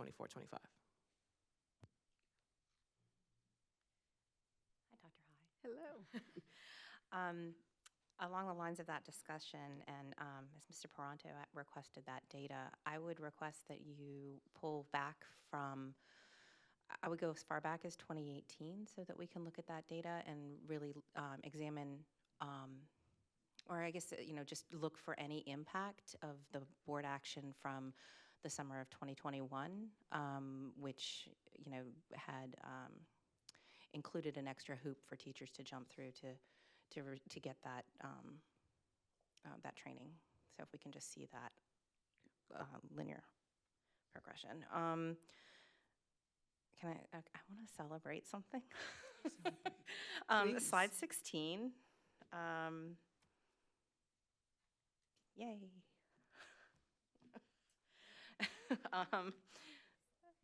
I think that's, and particularly the English language learner engagement in advanced studies. That's Significant. fantastic. It's fantastic. Also on 18, yay. Although I do still see our numbers are still super high for our economically disadvantaged students. Are we doing anything specifically to target that group of students? And what can we do to support making sure that those kids know that school's a good option? Yeah, we are definitely, our social workers are out supporting, and as I shared earlier, we have hired 9 attendance specialists who will be going out to schools, and we've looked at the schools who have the greater or the highest chronic absenteeism, and so they will be supporting those schools. That includes contacting parents, engaging with students, working with staff to ensure that we create environments that are welcoming and encouraging for students to be. Thank you. Okay, you're welcome. Thank you for your presentation. Yes, I think it's Business and Finance? Mr. Meister. Mr. Meister.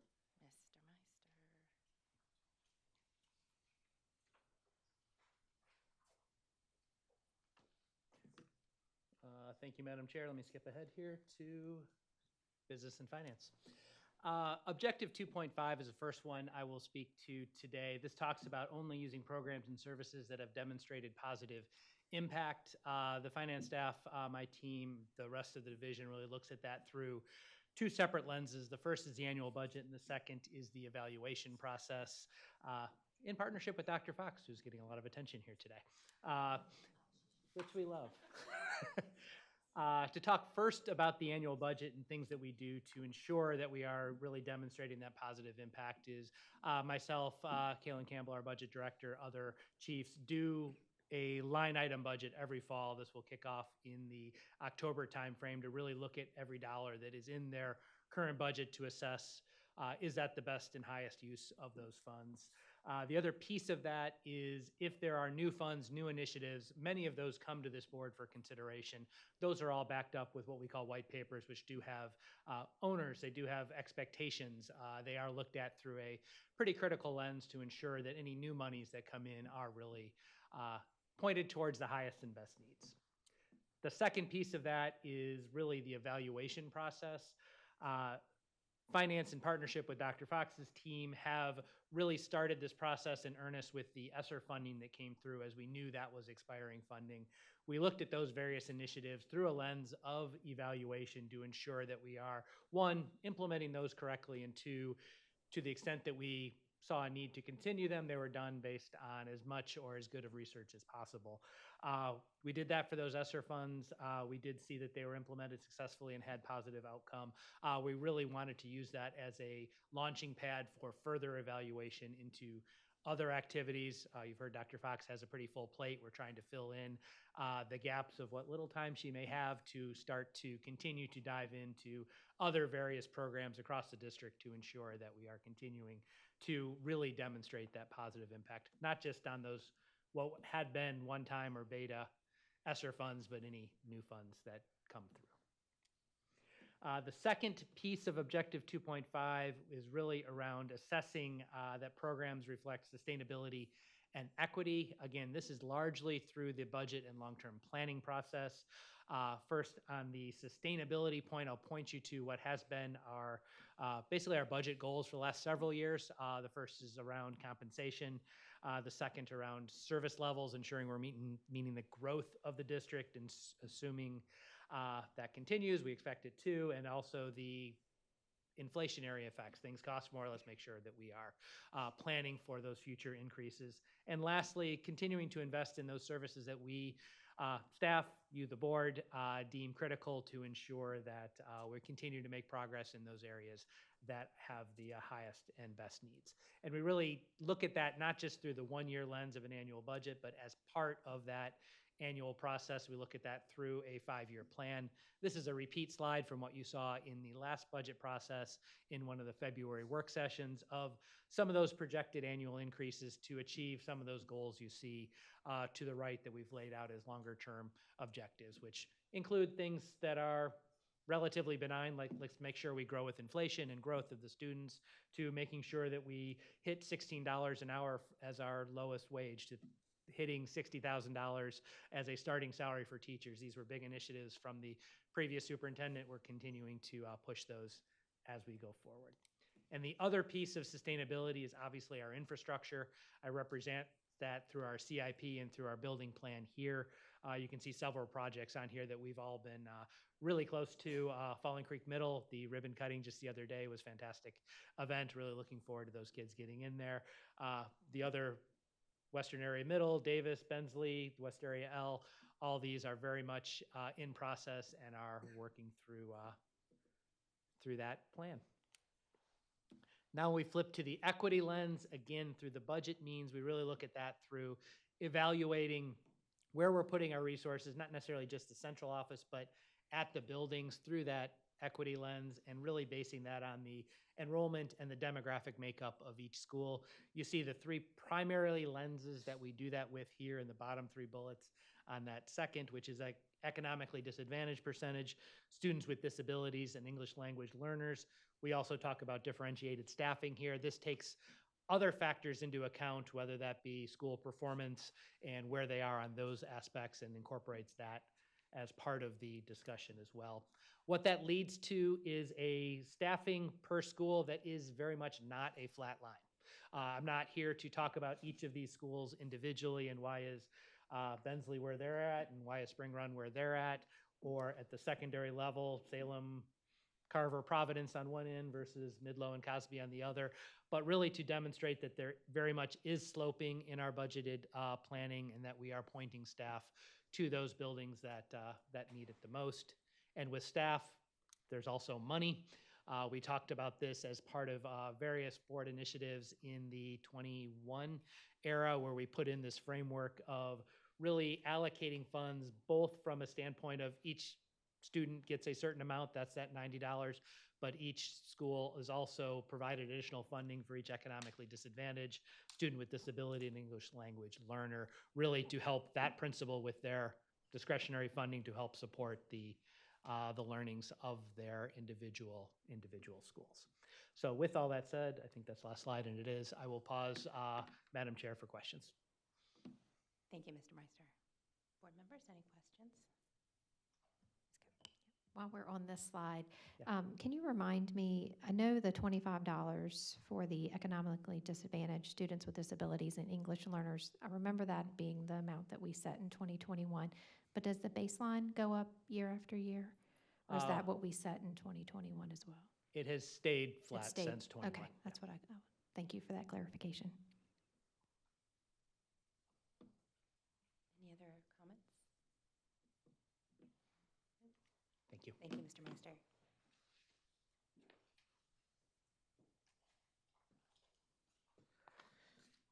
Madam Chair, board members, for communication and community engagement, there are 3 objectives to cover. The first one is CCPS will increase the total financial value of external partnerships. The way we've quantified that is through the in-kind financial contribution through the IRS. This year, for the 23-24 school year, the voluntary hours logged were 94,519 with an estimated value of almost over 3.1 million. Year to year, that's an increase of 4,000 hours, as well as an increase of about $200,000 in in-kind contribution from that partnership. The second piece is the increase in community satisfaction. You will note in the asterisk at the bottom, that has been done year over year based on a survey the county government does. They've not published that since 2021. We do anticipate they will do that in 2025, at which time we bring back to you that data and/or changes to the strategic plan. And the third objective, this is certainly one I think that through communication, community engagement, we'd like to come to the board with some new ideas with regards to how to measure our engagement. However, based on the strategic plan, the updated numbers here show the Facebook followers, webpage views. I would note, as you see in the columns there for 23-24, based on the new communication system we do have, we're unable to quantify the number like we've done in years past. So certainly moving forward, something that I think that we'll look to bring to the board some changes. Happy to answer any questions. Board members, any questions? Thank you, Mr. Smith. Thank you.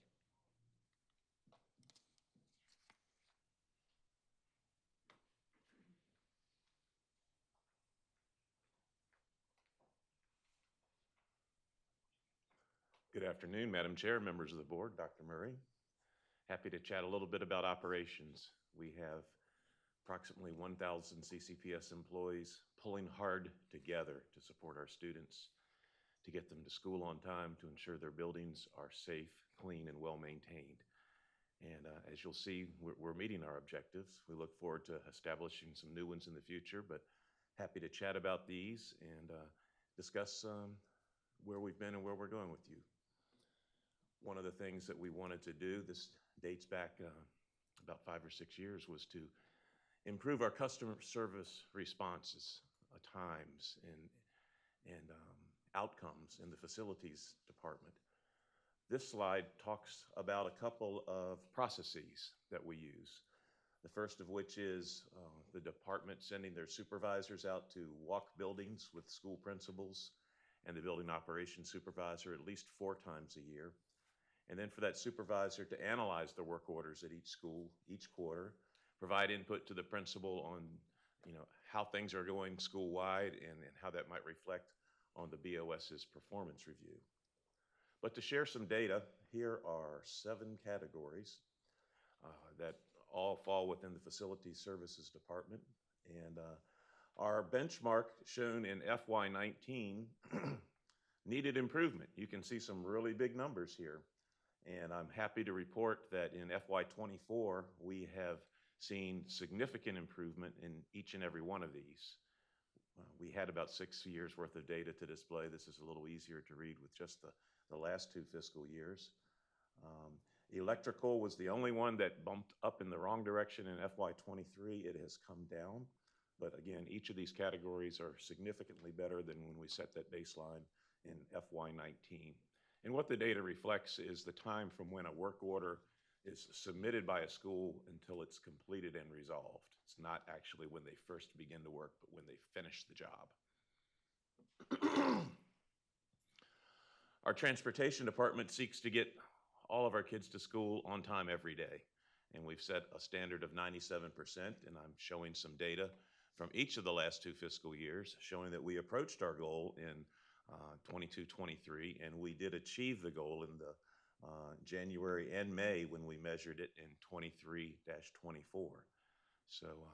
So much of this depends on having our bus driver employees fully staffed. We've had a great partnership with HR to achieve this. And again, Dr. Fry and his team work really hard with those resources. And I'll chat a little bit about the buses here because they're important too. But we're doing well, and we'll look forward to a continued dialogue in the future about what our future goals might be. We want clean buildings, and we've achieved that.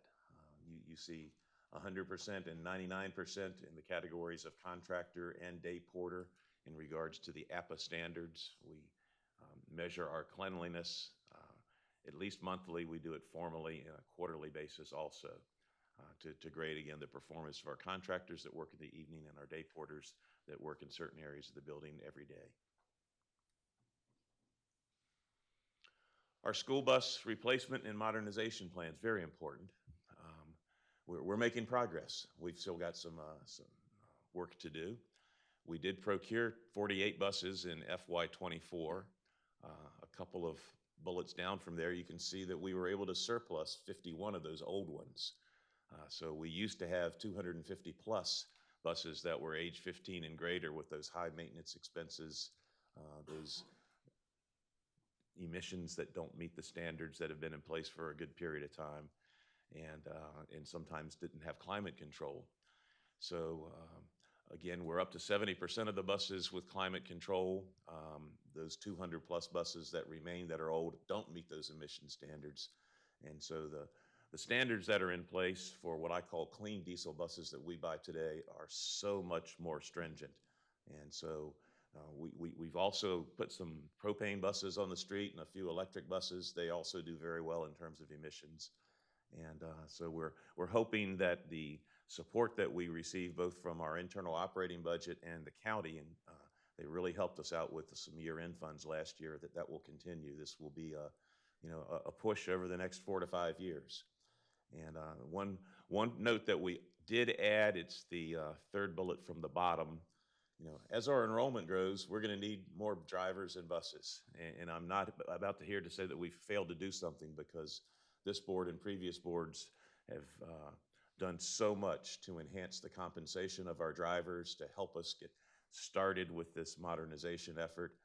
But just to keep in mind that as we add students, especially special needs students, we do need drivers and buses to keep up with that growth in the division. So we'll talk about some more of that in the future. And one area of safety that's been important to us and that we've had as a goal, and we've achieved this goal, is to modernize our camera systems, access control, and school entrance renovations.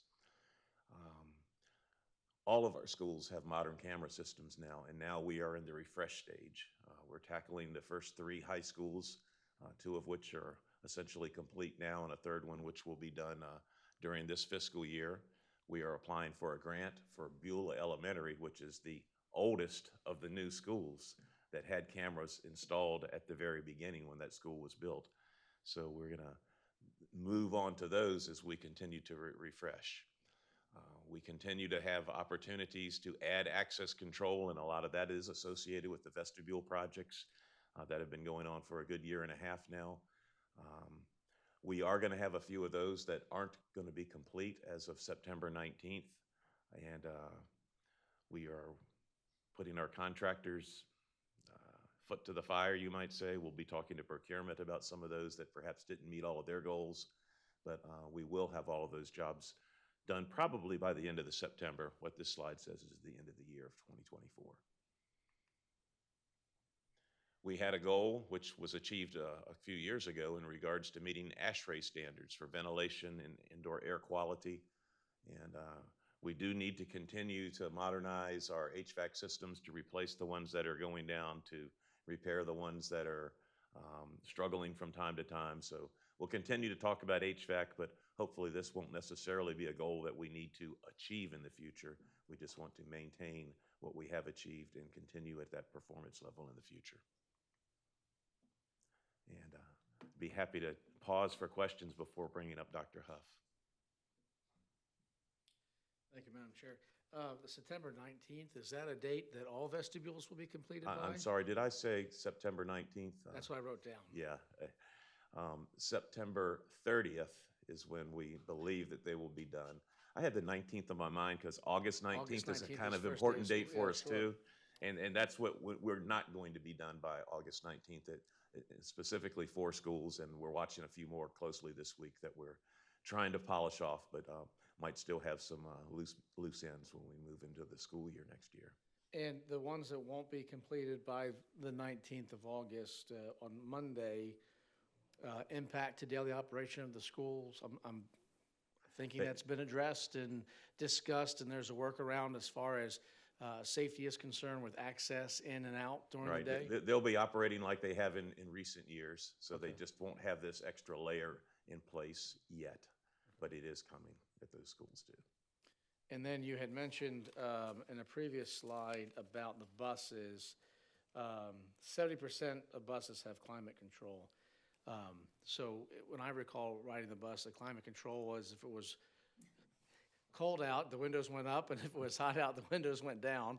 And I know you're referencing air conditioning and heating, and Yes, sir. So I'm glad that we've come a long way since then. But in regards to that, of 70% of the buses having climate control, is the 30% the 51 buses with greater than 15 years of service that are still on the road, or Most of them are in that 200 that still the remain age 204 15. diesel Mhm. ones? Okay. Correct. All of our special needs buses have climate control. We have heat on all the buses, but not the air conditioning component of climate control. Okay. But each and every one of our special needs buses has that now. We've achieved that a year or so ago. But it's the regular ed buses, a lot of the spares. Most drivers do have a good bus with climate control, but there are some, so if their bus is under repair or getting its PM, then they have to hop into what I call the spare bus blues for a couple of days, which is not necessarily the most desirable ride. And some of our newest drivers get those buses just based on seniority too. And then going back to the September 30th timeframe with the vestibules, and you had mentioned something that I was thinking, and I'm glad you said it, was going back to our contractors that have surpassed the deadline by that point in time. And hopefully there's some savings to the schools in that. And I know that you'll be addressing that, and I greatly appreciate that you brought that up. So thank you. Yes, sir. Thank you, Mr. Davis. Thank you.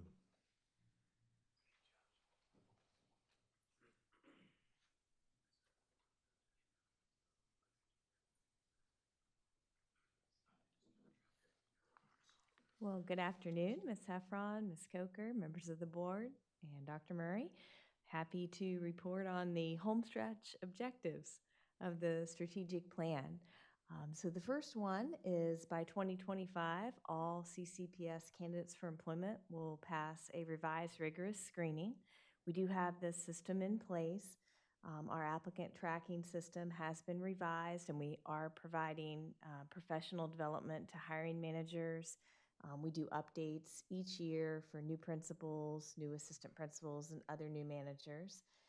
It includes review of prior work record, any type of disclosures, references, and employment verifications as are required by law, unless we happen to be someone's first employer, which sometimes happens as well.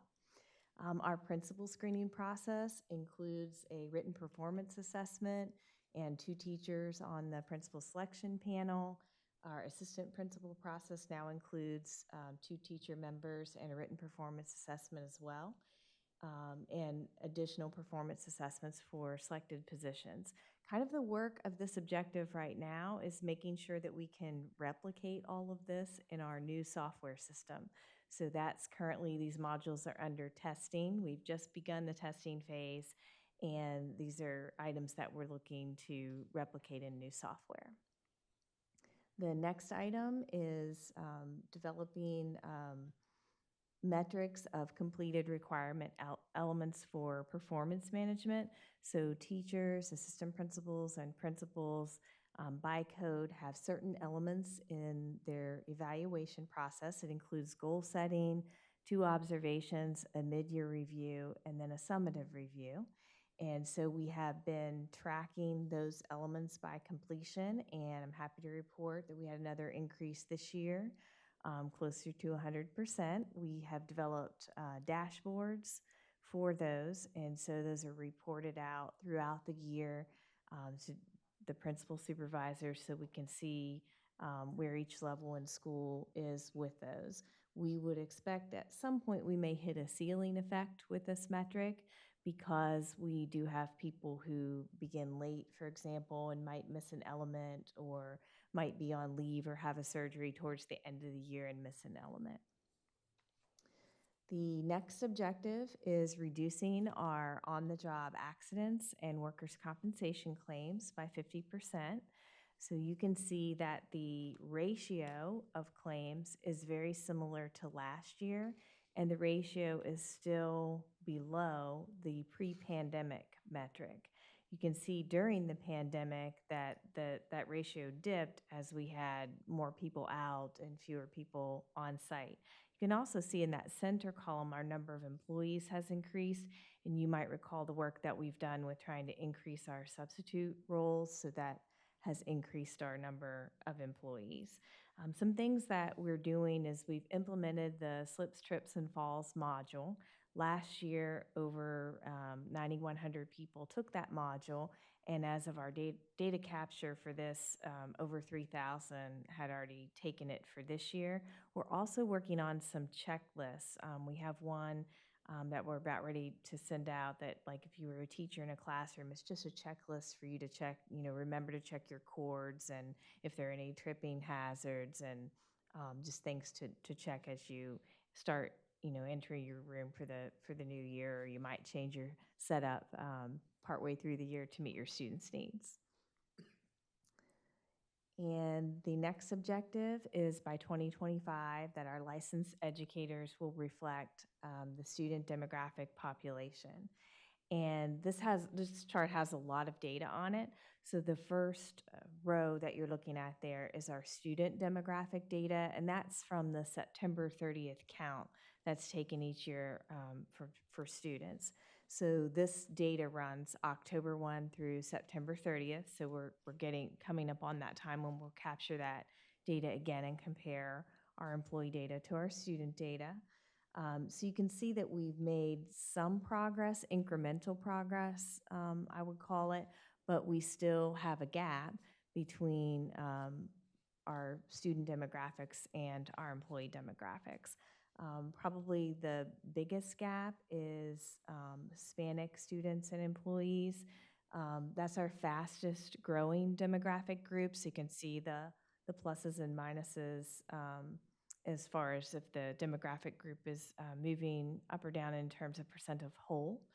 And our applicant pool is not keeping up with the demographics of our students. So some things that we're doing is we have implemented international teacher exchange programs. So we've welcomed 55 international teachers from around the world. We also are working with the Mirror Me program through VCU and VSU. I know you're familiar with that initiative. We have worked through job fairs with HBCUs in the region to include Howard, Hampton, and Virginia State University. We have been featured on Spanish language radio. We have worked with Urban One that has also sponsored a job fair with targeted audiences that we would like to reach.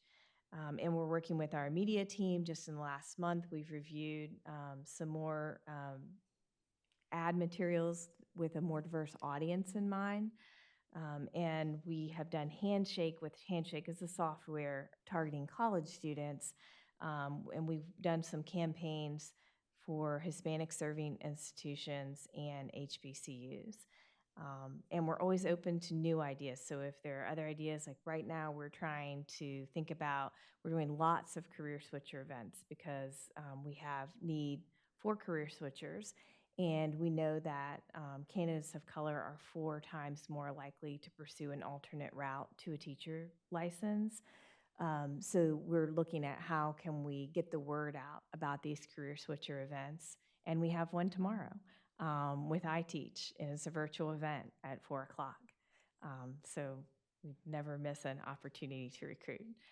But if you do have other ideas, we are interested in other ways we can continue to diversify our applicant pool. Thank you, Dr. Huff. Board members, any questions or comments? Hello, sorry. So I was looking at the last slide you were on, and my question was 2-part. What's the goal that we're trying to set when we say we want the demographics to reflect our students? Are we trying to match that number? So for example, with our Asian students, it's 3.3%. Our Asian students, currently we are at, for teachers, just 1.3. Are we trying to get to a 3.3? Is that the goal? This goal was set in 2018. And so at the time, I think the goal mathematically wouldn't work because we didn't have that many openings. But of course, we have had a number of openings since then. And so yes, it's to get as close as possible to like our staff and student population sort of reflecting each other, which would reflect the community. I think sometimes you'll see that number lag a little bit because as a country, just generationally, we've become more diverse each generation. But you can see in these areas where we have significant gaps, we're looking to try to find qualified teachers in a variety of demographic groups so that our teaching force reflects our community and students can see representation in their schools. Okay, and then my last question on this was for reaching out to, let's go with the Hispanic population for the slide. Are we taking someone who speaks Spanish with us when we go to these places, or are we doing translation on the spot? So for example, when you go to Radio Poder, are you there with someone who can speak Spanish that represents CCPS, or are you saying the words and then the host is translating for you? I think we've done that both ways. Okay. I think we've done both things. But this slide in particular, we're looking at licensed teachers. So most of the time, licensed teachers have taken their licensure test in English, and so they're typically bilingual. But for different employee groups, you know, there's a different requirement in terms of language, and so we have taken translators, and we've done that both ways. Okay, thank you. Any other questions? Thank you, Dr. Huff.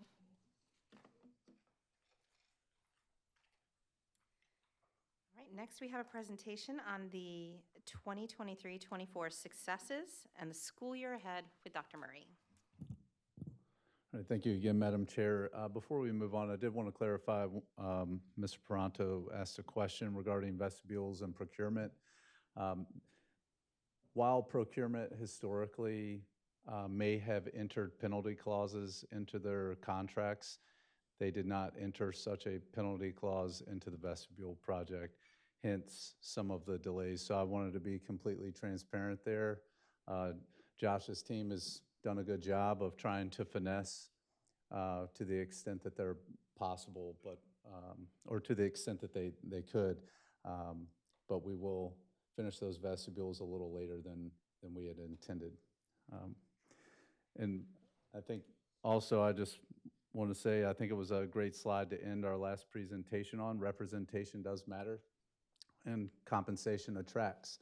So as we kick off our budget season here very shortly, let's make sure we're advocating for that. So thank you again. You're in the home stretch, only 35 more slides between you and closed session.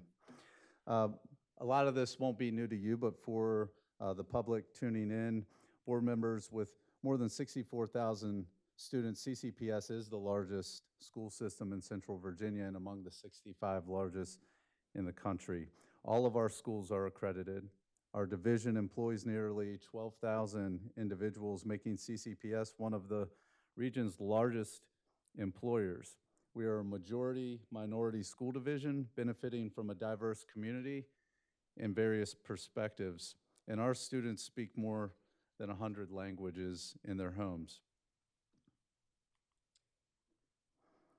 Academically and programmatically, about 13% of our students receive special education services, 12% receiving gifted education services.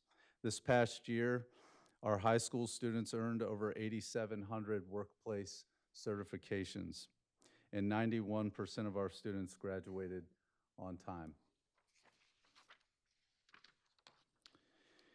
In addition to 67 schools, we have 13 high school specialty centers, 2 CTE centers, and the first recovery academy in the Commonwealth, which, worth a note, was recognized by the White House last year. Recognizing the importance of early learning, we operate a regional pre-kindergarten school serving about 370 students from 12 elementary schools with hopes to expand those efforts. To apply deeper perspective, if CCPS were a business, it would be one of the largest in Central Virginia. Last fiscal year, we operated with $965 million in our budget, which is now crested over $1 billion for the first time for fiscal year 25.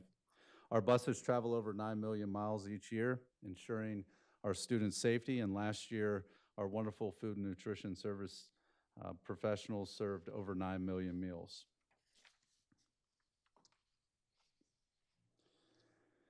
The nearly 12,000 employees in Chesterfield are made up primarily in these categories: more than 5,000 teachers, 1,400 instructional assistants and transportation staff, over 300 folks supporting facilities, and 400 supporting food services, with 200 school-based leaders.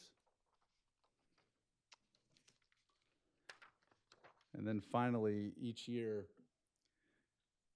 members of Team Chesterfield in our schools receive national recognition for their excellence. You'll hear a lot more of that in the presentation deck to follow.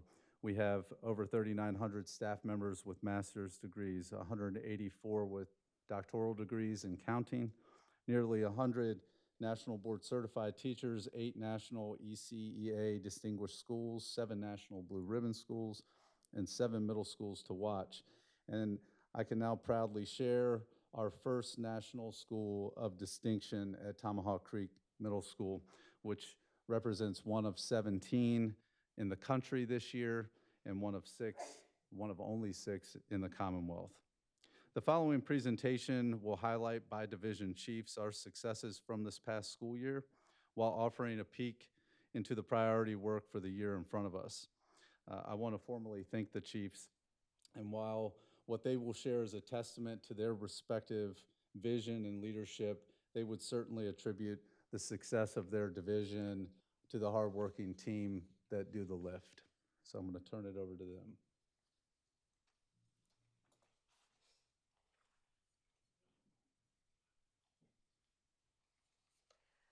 Good afternoon again, and for the record, we were restricted in our slide count, so it was tough on the team to figure out what to share, because there's so much more that we could share, but we understand we need to do that for you. From the Division of Teaching and Learning, we are very pleased to highlight what you'll see on the next 2 slides, and this is just a brief representation of a team of central office support staff. Our motto is to serve and support the instructional staff in our schools every day to ensure amazing learning experiences and remarkable learning environments. So, some indicators of that we're sharing with you today. 42 elementary schools, that's a lot of elementary schools to get calibrated and on board with new literacy materials and support them. And it was an amazing first year. And again, full credit to the teachers on the ground who didn't give up. They just kept going and they figured it out. And of course, the central support that also helped ensure that was a success. We have a lot of professional learning opportunities, as you can see, and a lot of participants in those opportunities. And I could have really inflated that number by including our annual required modules, like I think you heard earlier, of slips, trips, and falls, bloodborne pathogens, and a whole array of fun ones that we all take every year. But we didn't even include those, and look at those opportunities to become better at the craft of instruction.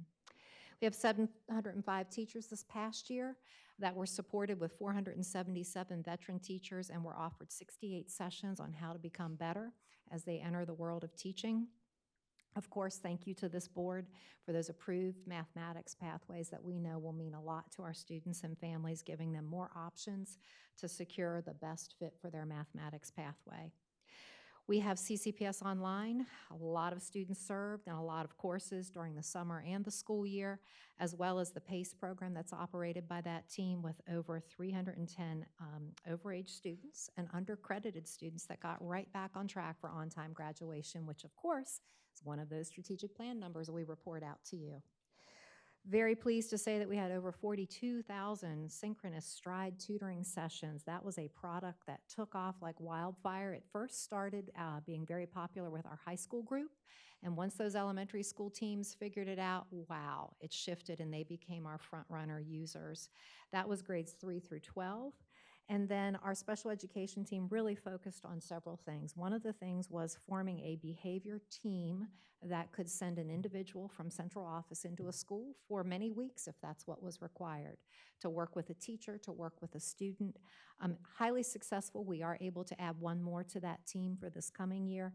And they were able, through their work beginning in January, they didn't even start at the beginning of the year with this restructure, they were able to help 61 students stay in their least restrictive environments, which means their home school, not private school, not a special program within our own school division. And that's always the goal. And sometimes it just takes a little extra support. So that was a huge success, and we're going to expand that.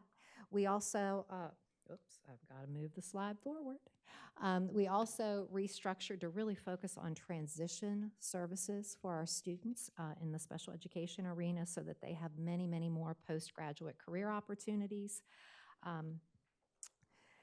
You've heard the word procurement a little bit today, and you'll know that sometimes it takes some effort to get things through procurement. So a huge success for us that we were able to formally compete for web-based applications in the areas of elementary literacy, social studies, science, world language, and assessment item banks to help our teachers when they're creating tests and quizzes have more items to look at, to consider, to help them in that work. That's a long list to get through procurement in 1 year, so big celebration there. We were also able to audit all of our existing digital learning applications to ensure that we were in compliance with the newest data sharing and cybersecurity requirements. Sometimes you buy things and then the rules change and the expectations increase, and it never hurts to pause and look back and say, are we in alignment with all of those things we've already purchased?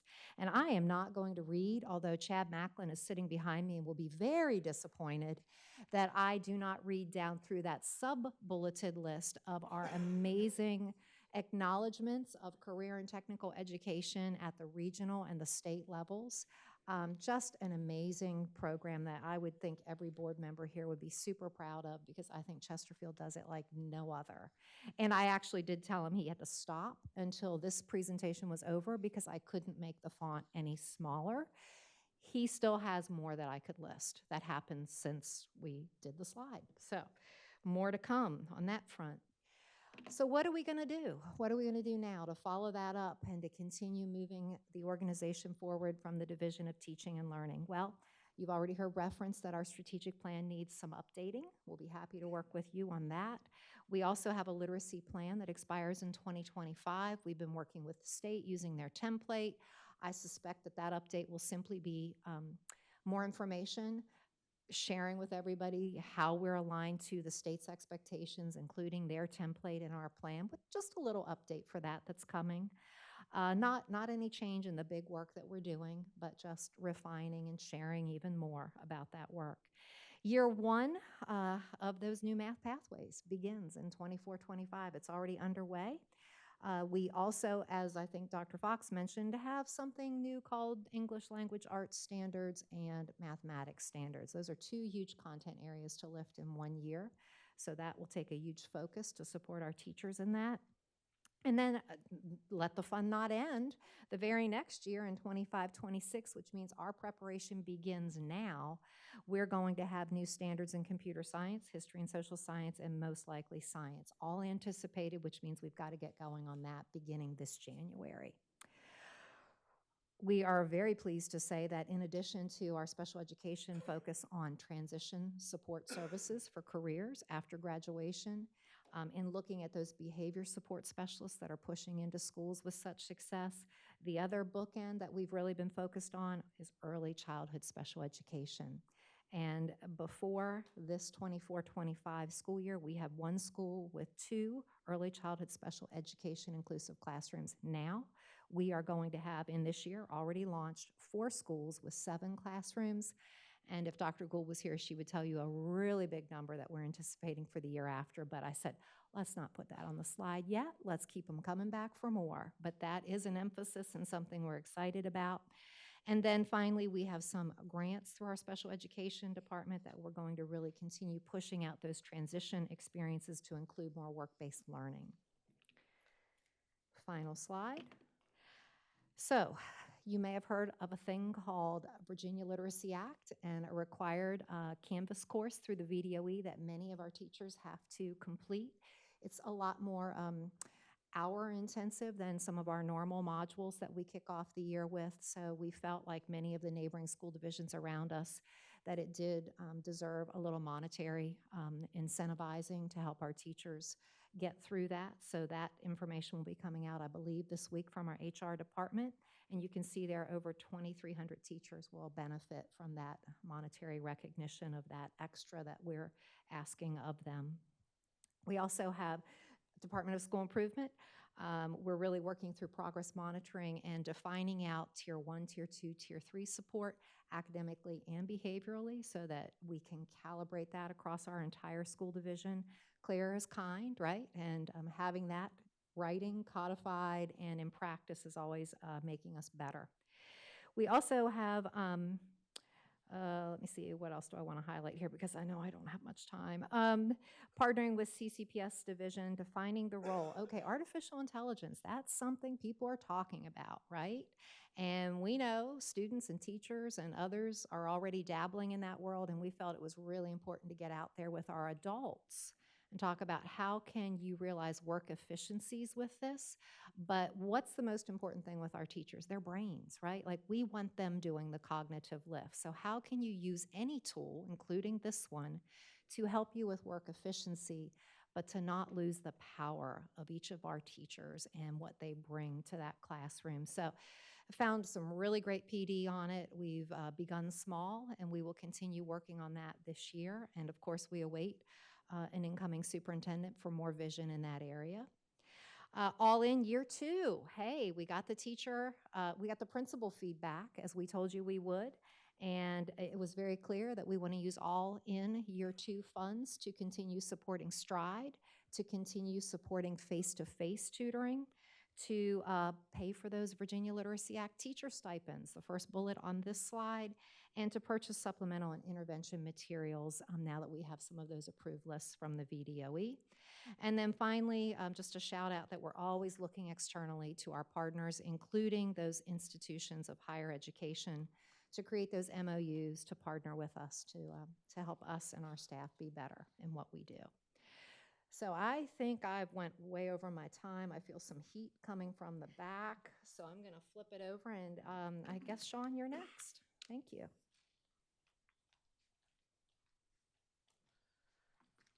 So lesson learned, we did limit the number of slides the chiefs could have. I did not put a font limit there for Dr. Pope. So duly noted, and I apologize for that in advance for next year. So for communication, community engagement, a couple of highlights, successes for this year. Office of Family Community Engagement, led by Amy Bartolotti and her team. Obviously, the big focus they had this past year really was a departmental restructure and the work that they do. So really focusing closely on the family partnerships, the community partnerships, and business partnerships. Obviously, there's an overlapping focus with multicultural pieces. For printing services, led by Brian Morris, the focus there continues to be on expanding their print offerings, but simply put, obviously looking for a process for routine print orders, by which those can be for business cards and stationery. I also want to acknowledge this is a shared service with the county government, one of the few that actually we do for the county government. I'm really proud of the product that Brian and his team put forward each and every year. Communities in Schools, led by Ashley Hall. Obviously, as you know well, we have a great partnership with Communities in Schools. Obviously, they have a governing board, which we work closely with as well, working with our school board and their board, obviously expanding the program to 2 additional schools to make that impact each and every year. Constituent Services and Student Leadership, obviously for this slide, it's reflective of the leadership of then Dr. John Murray, the head of that. Now, obviously, Dr. John Phillips is heading that up. But obviously, this past year, focus on increasing the in-person seats and participation in alternative programs, as well as expanding the BHSL opportunities. Simply for that, this past school year was focused on the dive athletics. And then Department of Creative Services, led by Jenny O'Quinn. I mentioned this in our objectives earlier in the strategic plan, the move which we did with our schools with the communication platform, and then obviously expanding our guidance communication collateral that we provide to principals in schools and obviously to you as board members as well. And to look ahead for the Office of Family Community Engagement, really looking at the scale and scope of the services and aligning that more closely to the needs of our feeder patterns as well as our schools, and also looking this upcoming school year at some metrics with regard to that in anticipation of a new strategic plan, metrics with the work we have there. Printing Services, expanding their opportunities for laser engraved plaques and acrylic awards. That's been a top request from schools, knowing that we have to go outside up until now. And then for Communities in Schools, working close with the board again, the hope would be to look to expand to 2 additional schools. Obviously, you know, there's a shared fundraising aspect by which that Communities in Schools does fundraise for their operational aspects as well as some additional positions that they do. And then for Constituent Services, our focus remains on a big focus there, obviously, for Title IX. We had an extensive training for our administrators at the very end of July. Some of the Title IX is tied up in the court system, but making sure that we provide guidance to our school administrators as we have it and as we see changes. And the last bullet point there is looking to ways to expand our offerings through alternative programs. And then through Department of Creative Services, really big focus this upcoming school year is really looking closely at our communication efforts with regards to internal and external communication. And what I mean by that is, for an example, really internally is working close with how we communicate with our employees. We talked earlier about how we are one of the largest workforces in the area, but explain to our employees not just the decisions that are made, whether it be by the board or senior leadership, but more about the impetus behind what was the thought process that went into that decision. So making sure that they're engaged in the process throughout. And I'll turn over to Mr. Meister.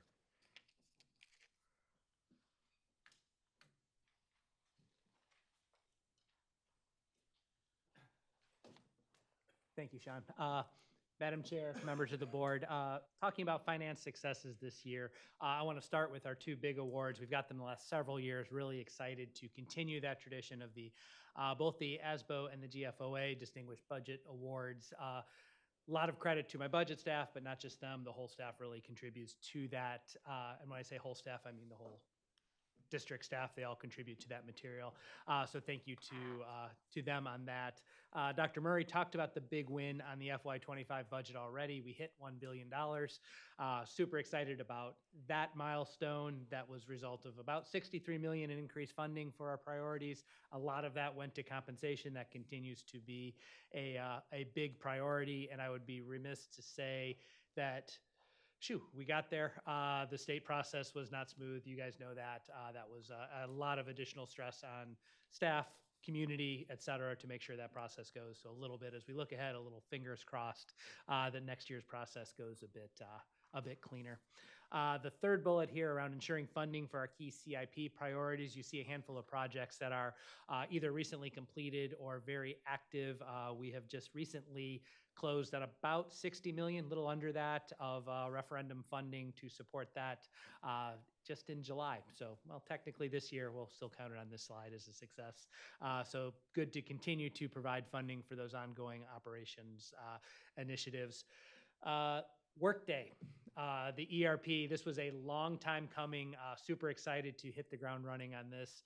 The big win, it seems like a long time ago, but we finally selected a vendor for the ERP process, Workday, as well as a consultant, Accenture, that we're way in the deep woods on them right now, building that out.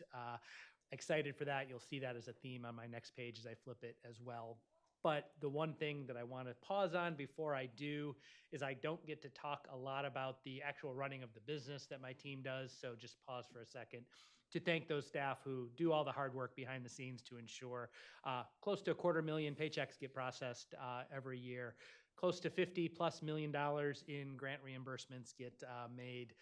Student activity funds, each and every school has an activity fund. We're responsible for making sure those get audited, those look right, et cetera. So a lot of really exciting work that happens behind the scenes that hopefully you guys never hear about, but really is important for everyone around the district. As we look at the finance side for the year ahead, I mentioned Workday, I mentioned the ERP system. This really is the big nut, and it's going to take a lot of effort from both my team, Dr. Huff's team, and we'll touch each and every individual across the district when we roll this out. We're targeting summer of 2025, so we've got a lot of work to do between here and there, but we are on track, green status right now, but that is a massive lift. We're partnering really closely with the county government on that one. We're in this together. It is one system.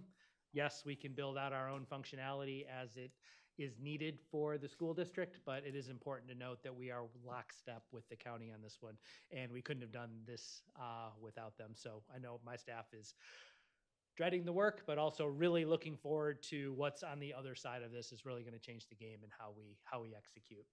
Oh yeah, we've got to do our day job. Next year, the budget continues to be a thing. We're going to roll out that FY26 process really soon with kickoffs with internal staff in September. And I've already alluded to October early in this meeting before we get in front of the school board in January for the process for the FY26 budget. I would expect similar themes as previous years. Compensation, we continue to need to push the envelope on that and making sure we're meeting those needs of our students. Capital improvement plan continues to be a thing. We'll continue to evolve our buildings. I know we're going to have several new bids on the table. I think Mr. Carson, Mr. Davis have one on the agenda tonight to talk about the cost of Davis. We'll need to continue to look and evaluate those as we go forward. And lastly, in terms of look ahead, there's going to be a lot of demands on the finance staff, and I'm sure Dr. Huff will say the HR staff this year as well with the rollout of that ERP while we continue to do all the things that we normally do. We're changing the engine as this plane is flying. That's going to take a lot of focus to ensure the human capital, the people on my team in the back office really are well supported. So that will be a lot of what we are focused on the finance side. Flipping to my food service friends, two big awards that they got. You'll recognize one of them tonight, and this one has probably my favorite name of any of these. This is a national award, the USDA National Turn Up the Beat Award for our farmers market work that we do. Love the name, also a VSBA Food for Thought competition winner for large districts across the state. So excited about both of those. 9 million meals. Continue to invest and really lean into some of these special programmings, farm to school, fresh fruits and vegetable program, et cetera, as we continue to try and put better food in front of our kids each and every year. Staff development continues to be a thing. This has been a really important thing as we think about succession planning. We're able to develop our food service associates into assistant managers, into managers to ensure that we are having the best leadership in those kitchens that we can possibly have. And credit to Berkeley and his team to really pushing that agenda to not just think about what's the next plate of food we're going to put forward, but really thinking about the employees as well and ensuring that they have a career path that they can follow within CCPS to create a career in food service. And lastly, thank you for those who attended the ribbon cutting or saran wrap, I guess, cutting of our new warehouse. That was a big win this year. We are really looking forward to turning that key and really using that as we look forward to next year and some of those exciting opportunities for next year. Next year, we're going to continue to do a lot of the same that we talked about this past year, continue to incorporate more scratch cooking, better menu choices into our meals, continue to lean into those fresh fruits and vegetables, those other farm to school, those other programs that really help ensure the food that we're bringing into the buildings are as good as they can be. I mentioned the training and development program, so again, kudos to Berkeley on that. But entering this year, we're actually way better positioned than we have been ever in terms of low vacancy. Thanks to Dr. Huff's team again to help there, but low vacancy, low turnover. We're feeling really good about the human capital on the food service team right now. And we're going to continue to push the CEP program as far as it's fiscally responsible to do that. We're adding 2 new schools this year, Monacan and Alberta Smith. So excited to roll that out in those 2 schools. And lastly, our first year actually using the warehouse. We're really excited to do that. We anticipate about 40% or so of our product will flow out of that this year. That'll increase over time, and super excited about everything that's happening in food service. So with that, I think next is Dr. Huff.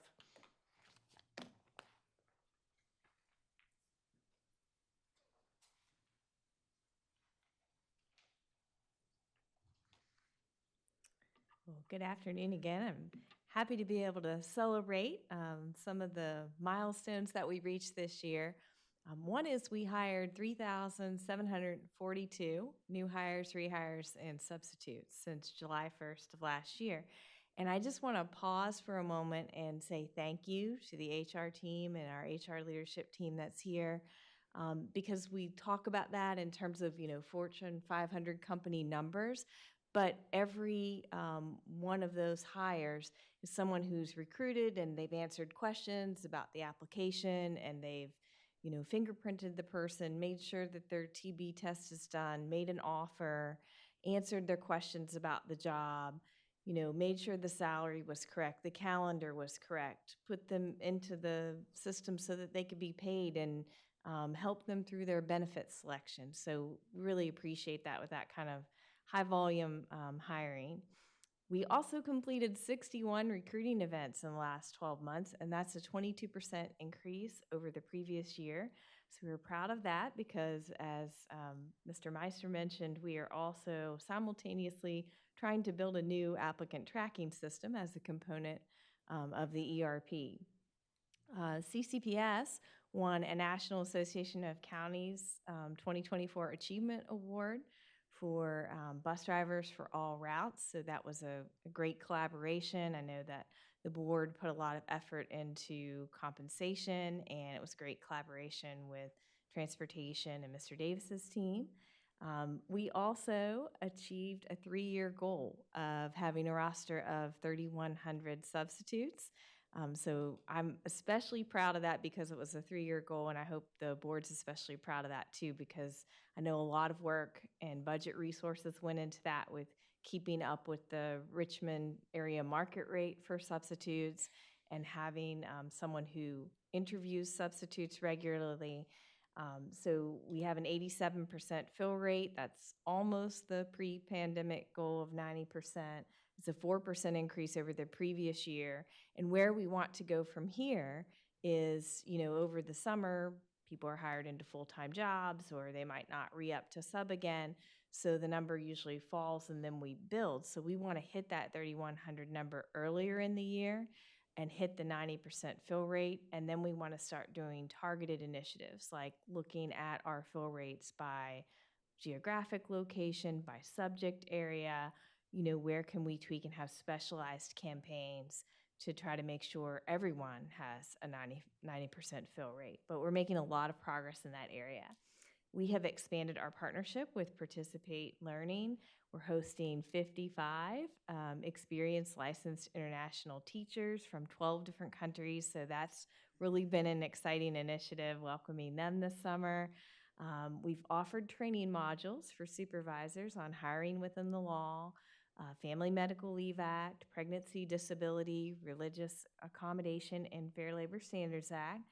And we provided live compliance training support at principals meetings, quarterly AP meetings, and we offered this for central office supervisors as well. We know compliance training doesn't excite everyone, but what we hope does excite everyone is trying to have as fair workplace as we can have. We launched monthly wellness newsletters featuring a variety of wellness-related topics, and we've had some virtual wellness webinars that are provided by our EAP provider. We implemented some enhanced voluntary supplemental insurances this past open enrollment season. So we have some offerings that we didn't have before. We did that in collaboration with the county. So it's accident insurance, cancer insurance, critical illness, pet insurance was a new one to us, legal plan, and identity theft protection. And this coming school year, we're excited about implementing the new paid parental leave policy, which the board passed this summer. And it supports employees through various life stages like bonding with a newly born or adopted child and balancing caregiving for elderly parents. So we're really excited about that. I think the data shows, I think about 1 in 5 employers offers this. So we're excited to be able to offer it to Chesterfield County Public Schools employees. We have 18 staff members who are serving as project participants on the ERP, as Mr. Meister mentioned. So it is a pretty broad involvement there, and they are designing, testing, and preparing to launch various modules. Right now, we have just entered the testing phase with most of these modules. So we're testing human capital management, benefits, there's a talent acquisition module, compensation management module, talent management, data. We're collaborating on modules like absence management, time tracking, payroll, application integration, learning management. We think this is really going to offer us a lot of options. Like right now, supporting teachers with licensure is mostly paper. And this is going to offer us an option to do a lot more things digitally. We are continuing to increase our licensure support, speaking of licensure, with in-person, online, and onboarding events. We had over 30 last year, and we're increasing the number of iTeach completers, and we want to implement the new state legislation related to local licensure. We're waiting on some forms and regs to come out for that. We're continuing our hiring events with a specific focus on our substitute roles, our annual substitutes, and our instructional assistants, folks who are already in our classrooms, who like working with our kids, who we might be able to work with towards a licensure pathway. And we had an event last night at Cosby High School in person with iTeach. We have another one tomorrow that's virtual, 4 o'clock with iTeach. We are sponsoring a cohort in collaboration with federal programs and trying to get more teachers licensed, and that's going to be an iTeach cohort in math, English learner certification, special education, and elementary. So we sent out reminders on that again today. We have a number of people interested in enrolling, and more information will be available tomorrow in a virtual event at 4. So if anybody's interested in watching, you can contact our recruiting office. We're piloting a paid apprenticeship module with VCU, grant funding, the Department of Labor, and several other school divisions. This is an associate's to bachelor's teaching certification. We're continuing to digitize our personnel records. We've completed all the central records, 25 schools, and we have another 14 schools who are ready to be digitized this year. We're continuing to refine our temporary work assignment process, and we think that our new ERP is really going to help a lot with that as well. and we're enhancing wellness and benefits by offering some refreshed employee discount pages and some in-person wellness information sessions. I'll turn it over to my colleague, Mr. Davis.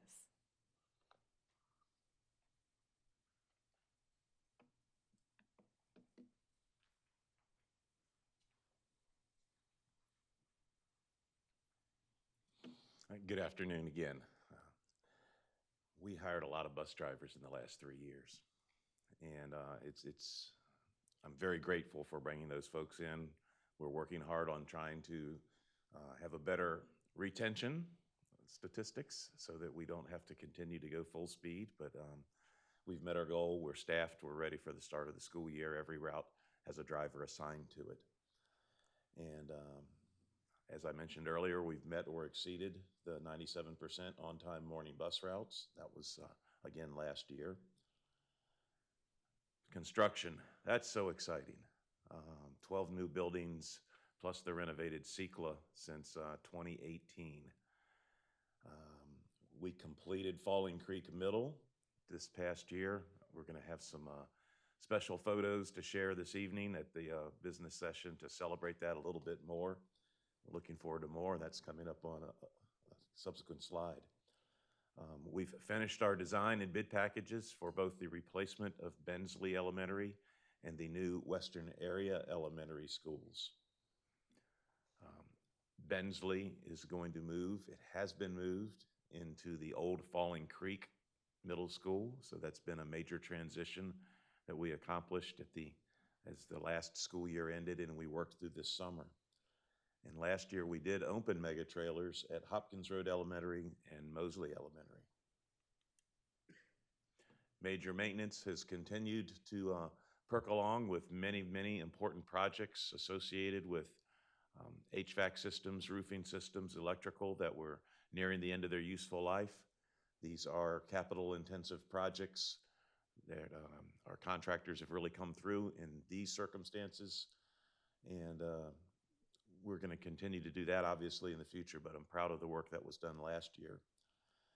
Security projects, the cameras were completed at the last 16 elementary schools. We began the upgrades at the three high schools that had the oldest camera systems, so that began during the last year. Again, we maintained safe and clean buildings, achieved APA Level 2 for cleanliness. Our facilities department implemented a new management system that handles work orders and inventory and much, much more.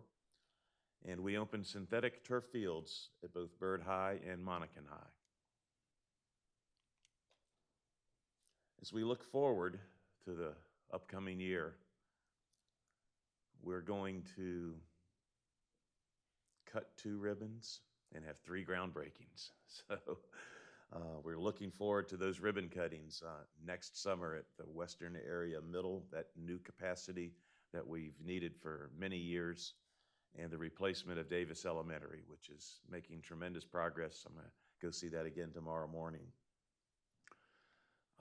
Those schools that we're finishing, we're going to come to you with redistricting plans. The Davis Elementary one will probably be rather small. That might only affect 1 other school.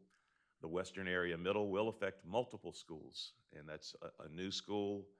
So we're going to be drawing from the overcrowded schools in the western area of the county, and that will be an important process as we work with our existing staff, the new superintendent, and then bring some recommendations and options to you in November for hopefully some decisions very early in 2025. When we open the Western Area Middle School, it provides us an opportunity to put all of the middle schools on bell schedule Tier 1.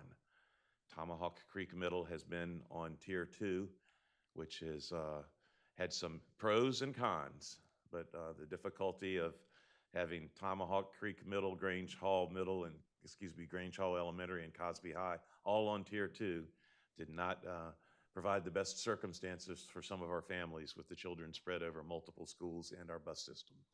So when we make that move, there will be a ripple effect that will involve other schools, primarily at the elementary level, that may have to be shifted between school tiers 1, 2, and 3.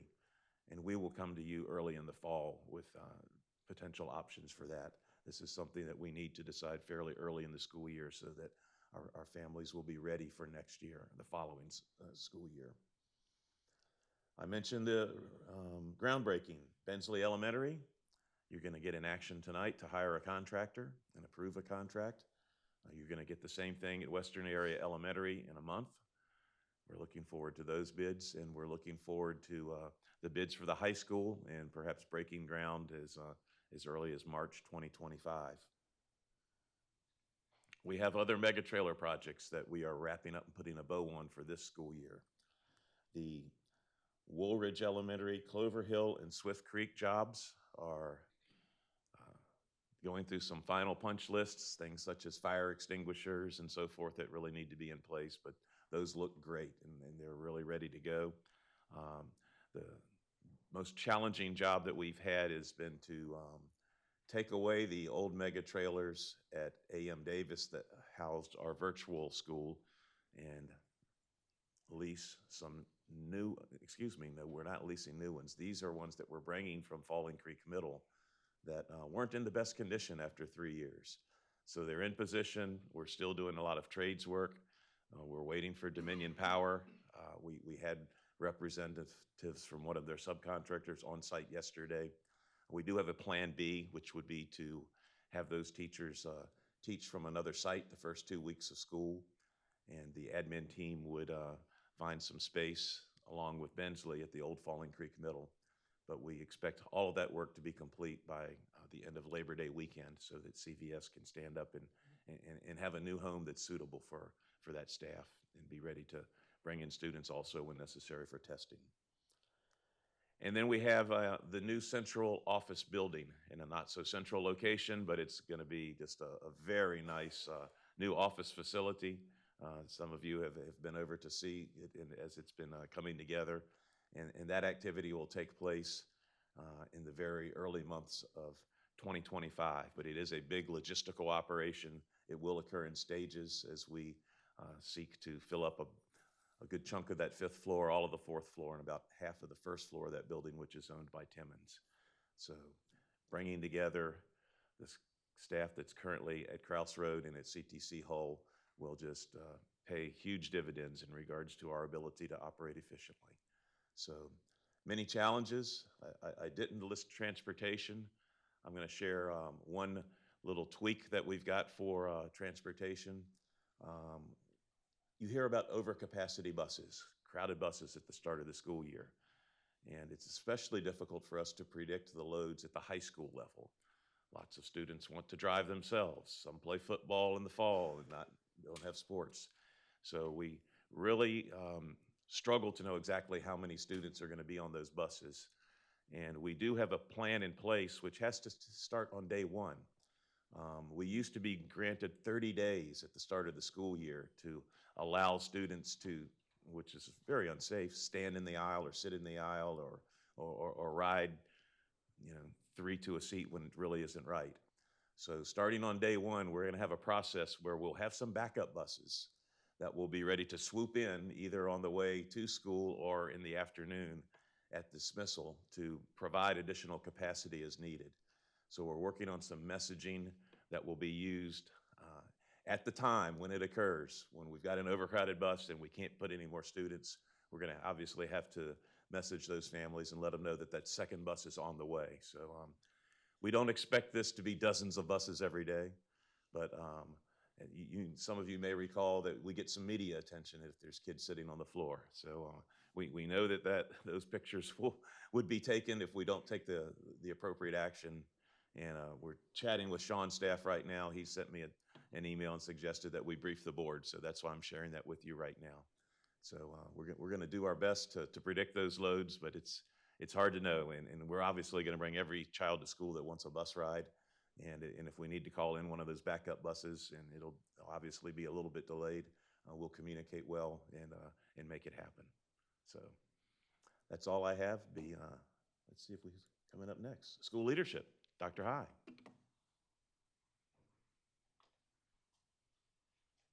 All right, I'm going to stick to the 4 slides and to be brief.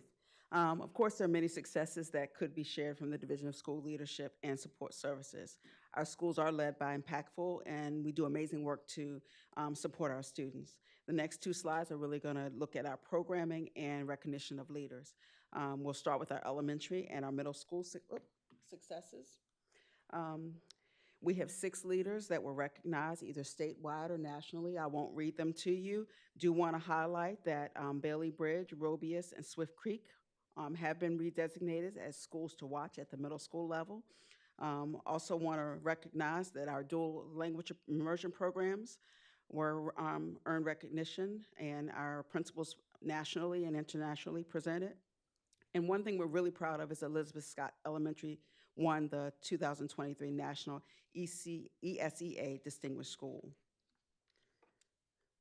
Looking at our high school and our division-wide, the first 2 bullets really focus on our Chesterfield Recovery Academy. As you know, we are the first Chester to have a recovery academy, and our coordinator, Justin Savoy, went to the White House with 2 students for the National Recovery Summit at the White House.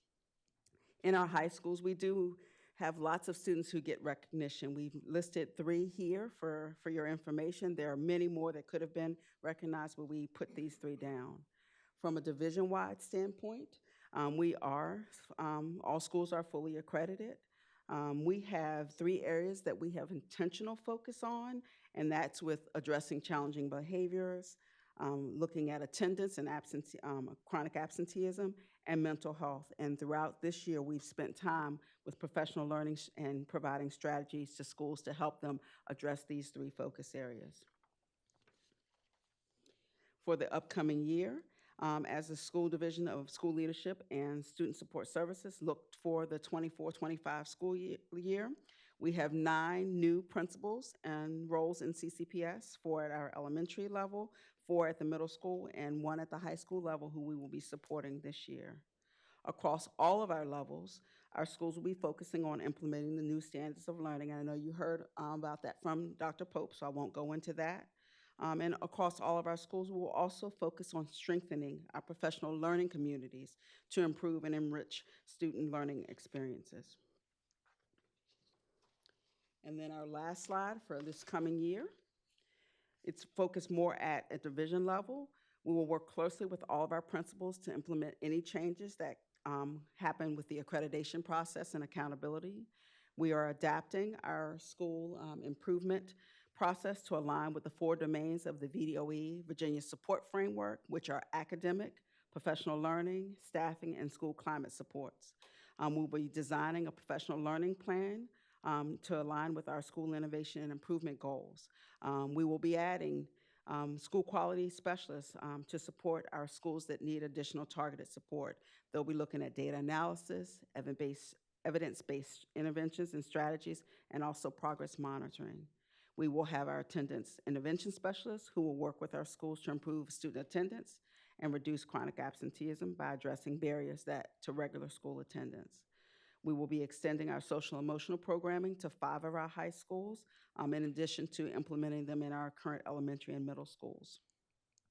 We will continue with our implementation of our 6 CCPS leadership plays, which outline a common language between division and school-based leaders to collectively improve student outcomes. Thank you for your time. And technology is next unless there's questions. All right. There you go. Board members, we are calling in from the bullpen. Tim is out sick, so be nice to Lourdes. Good afternoon, Madam Chair, Madam Vice Chair, and members of the board. I'm very thankful to be here in front of you and you allowing the Division of Technology Services to speak to you today. As Dr. Murray said, Dr. Tillman is out sick today. I'm Lourdes Lunsford, the Director of Information Security, and I will present Dr. Tillman's notes. In the previous year, DTS was focused on increased availability, efficiency, and outreach. We started 2 stakeholders groups. The first one, the Technology Ambassador and Advisory Group, and the second one, the Executive Steering and Advisory Committee. By creating both groups, we hope to see these groups to provide input into our decision-making and to give a voice to our community in this new school year. Last year, we were able to increase the effectiveness of cell phone reception in the school buildings. That was a great achievement. Although it has not been perfect solution, but we continue to work with providers and utilize cost-effective tools that increase cell phone reception for adult users and the general public in our buildings. Additionally, we work in our classrooms to continue to replace older technology and provide cost savings features around printing. Audio enhancements and audio lift products, as well as intercom systems, were installed in 5 schools and will continue to be installed in new schools. In the Information Security Department, we were tasked last year with a new function around records management. We hired a new officer for DTS and are working to develop a records management district-wide digital strategy. We will focus on collecting information digitally and disposing of records properly according to the Virginia of Library standards and requirements. In information security, we also worked very hard to improve external vendor access in a secure manner with a streamlined process, and we have been working to harden our multi-factor authentication process for elevated privilege users. As in the Technology Services Department, we are concentrated on reporting our efforts and receiving stakeholders' feedback.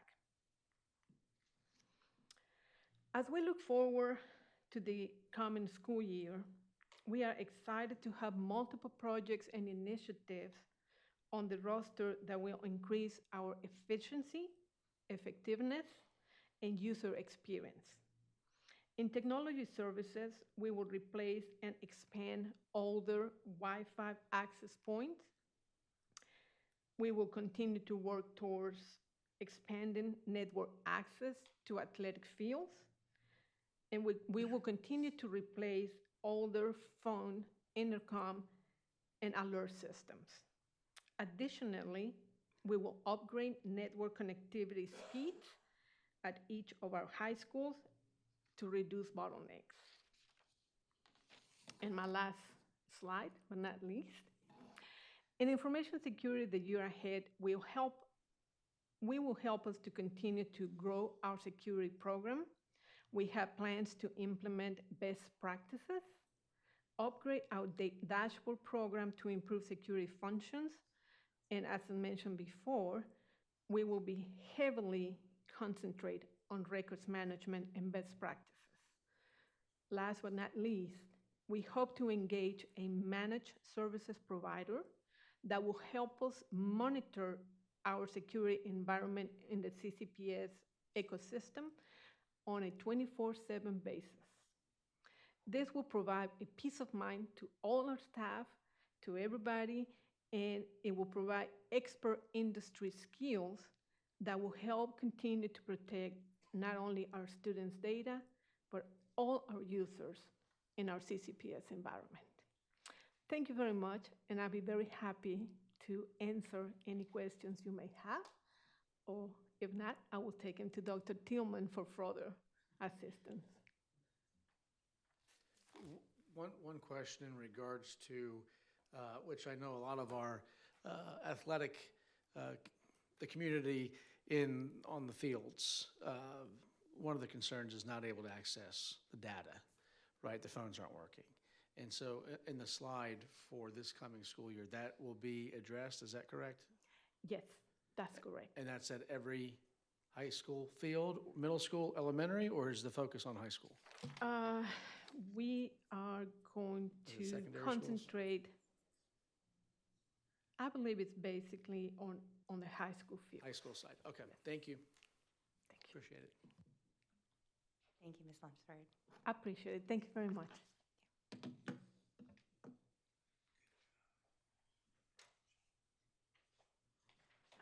What a wonderful problem to have. Too many successes to fit in one, one presentation.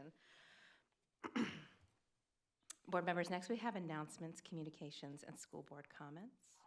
Any comments? Yes, ma'am, go ahead. I just wanted to ask for prayers for the First Baptist Centralia family for the passing of Pastor Shannon. He's one of our faith-based leaders. I know that arrangements will be posted for anybody who wants to show their respects for that. Secondly, I just wanted to say thank you to the alternative programs team. I did a podcast with them this morning. It was awesome, and I didn't know all the things that we were doing with alternative programs, so I'm looking forward to hearing more about that as well. And then the last one is about Salem Church Middle School. Got recognized on VPM and NPR today about their club equity program. So they're doing clubs during the school day to try to give kids an opportunity to participate because transportation issues and things of that nature. So they were featured on VPM. Really cool. That's it. Thank you for sharing those. Board members, if there's no other announcements or comments, the next school board business meeting will be held this evening, August 13th, 2024 at 6:30 p.m. here in the public meeting room. If there's no further public business, we will need to enter into closed session, which will be held in the PMR conference room. Madam Clerk, would you please announce the items for today's closed session? It is my understanding that the school board desires to enter into closed session in accordance with Section 2.2-3711.a of the Code of Virginia, the Virginia Freedom of Information Act, and specifically under subsection 1, the discussion and consideration of personnel disciplinary matters, and 2, the discussion and consideration of matters that would involve the disclosure of student records. Members of the board, you've heard the items requested to be discussed in closed session. Do I have a motion in that regard? So moved. Is there a second? Second. Madam Clerk, would you call roll on the motion? Dominique Chatters, Aye. Stephen Pronto, Aye. Lisa Hudgens, Aye. Ann Coker, Aye. Dot Heffron. Aye. We are now in closed session.